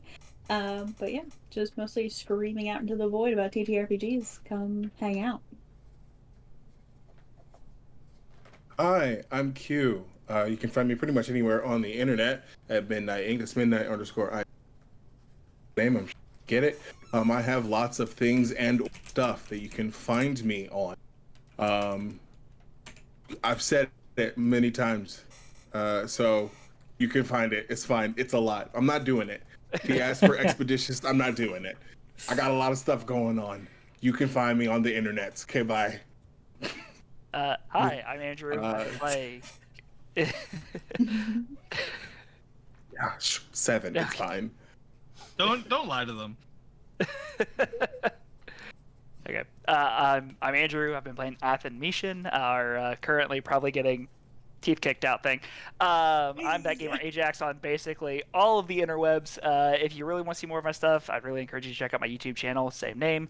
But yeah, that's basically it. So, Lion, round us out. Hey, all, it's Drake Lionheart. Most people call me Lion. I use they, he pronouns, and I am the creative director for Tales from the Table Studios, something that started as an actual play studio and now is an amazing community with some great people. Come check us out. It's great. We just closed our casting call for Echoes of Refinement. We'll have information about that in the next few weeks. We're going to have another announcement in the next few weeks as well for another series that we're really excited to be able to talk about. I'm also a game designer. I write modules, TTRPGs, things like that. I'm working on a TTRPG called Awesome Adventures, which has touchstones in things like Adventure Time, Steven Universe, Amphibia, and more. And yesterday, I released my first one-page TTRPG, Poise and Rationality, Closing the Goddamn Door, a a 2-player game about finding comfort in unresolved conflict. So you can go check that out on my itch page. It's fun. It's cool. Go try it. I think you'll enjoy it. Thanks so much for having me. I've been, I gotta do it. I gotta do it every time. John Tavik Creighton Vasier Harrison the Fourth, aka Starblood, piloting the throne, once again swooping in to save our amazing squad. And that's me. And every time you do, you get better at saying your own name, which is impressive. Magical. Give it a season. We'll Yep. see where it goes. By the end, you'll be able to rattle it off like you're a Derolo. There will be more, yeah. Exactly. Yep. It's gonna be twice as long eventually. Yeah, we'll see. Excellent. Thank you, my wonderful players, my wonderful cast, for all of this. I've been taking notes frantically while you guys were doing your outro. I got some things to plan. We're going to see what happens next week. You guys will have to tune in to see what happens next week. I don't really have many more words than that unless I want to catch myself just rambling. So head over to our Ko-Fi if you would like to support the show. We are going to go do an after show and have some behind the scenes talks and get into the heads of these amazing cast members. Try to figure out what they're doing and what they're thinking, and maybe give a little bit of insight from the GM side. But when this mission is finally over, you will also get all of my notes for everything that's gone down and everything that could have gone down, maybe should have gone down, could have otherwise gone down. So if you like what we're doing, you want to see more of it, you want to help me with production cost and whatnot, that's the best way to help support. And again, you can always head over to the Mayhem meter and ratchet things up even more. Though right now I don't know if that's really a good idea, but it helps pay them, so please do it, and I'll find a way to try to make it not kill all you guys next week on the Starcrier Conflict. As always, everybody stay safe, stay healthy, stay happy, keep having fun, keep checking back here at RPGs Uncovered for more of the Starcrier Conflict. Good night, folks, and happy time zone. Bye-bye.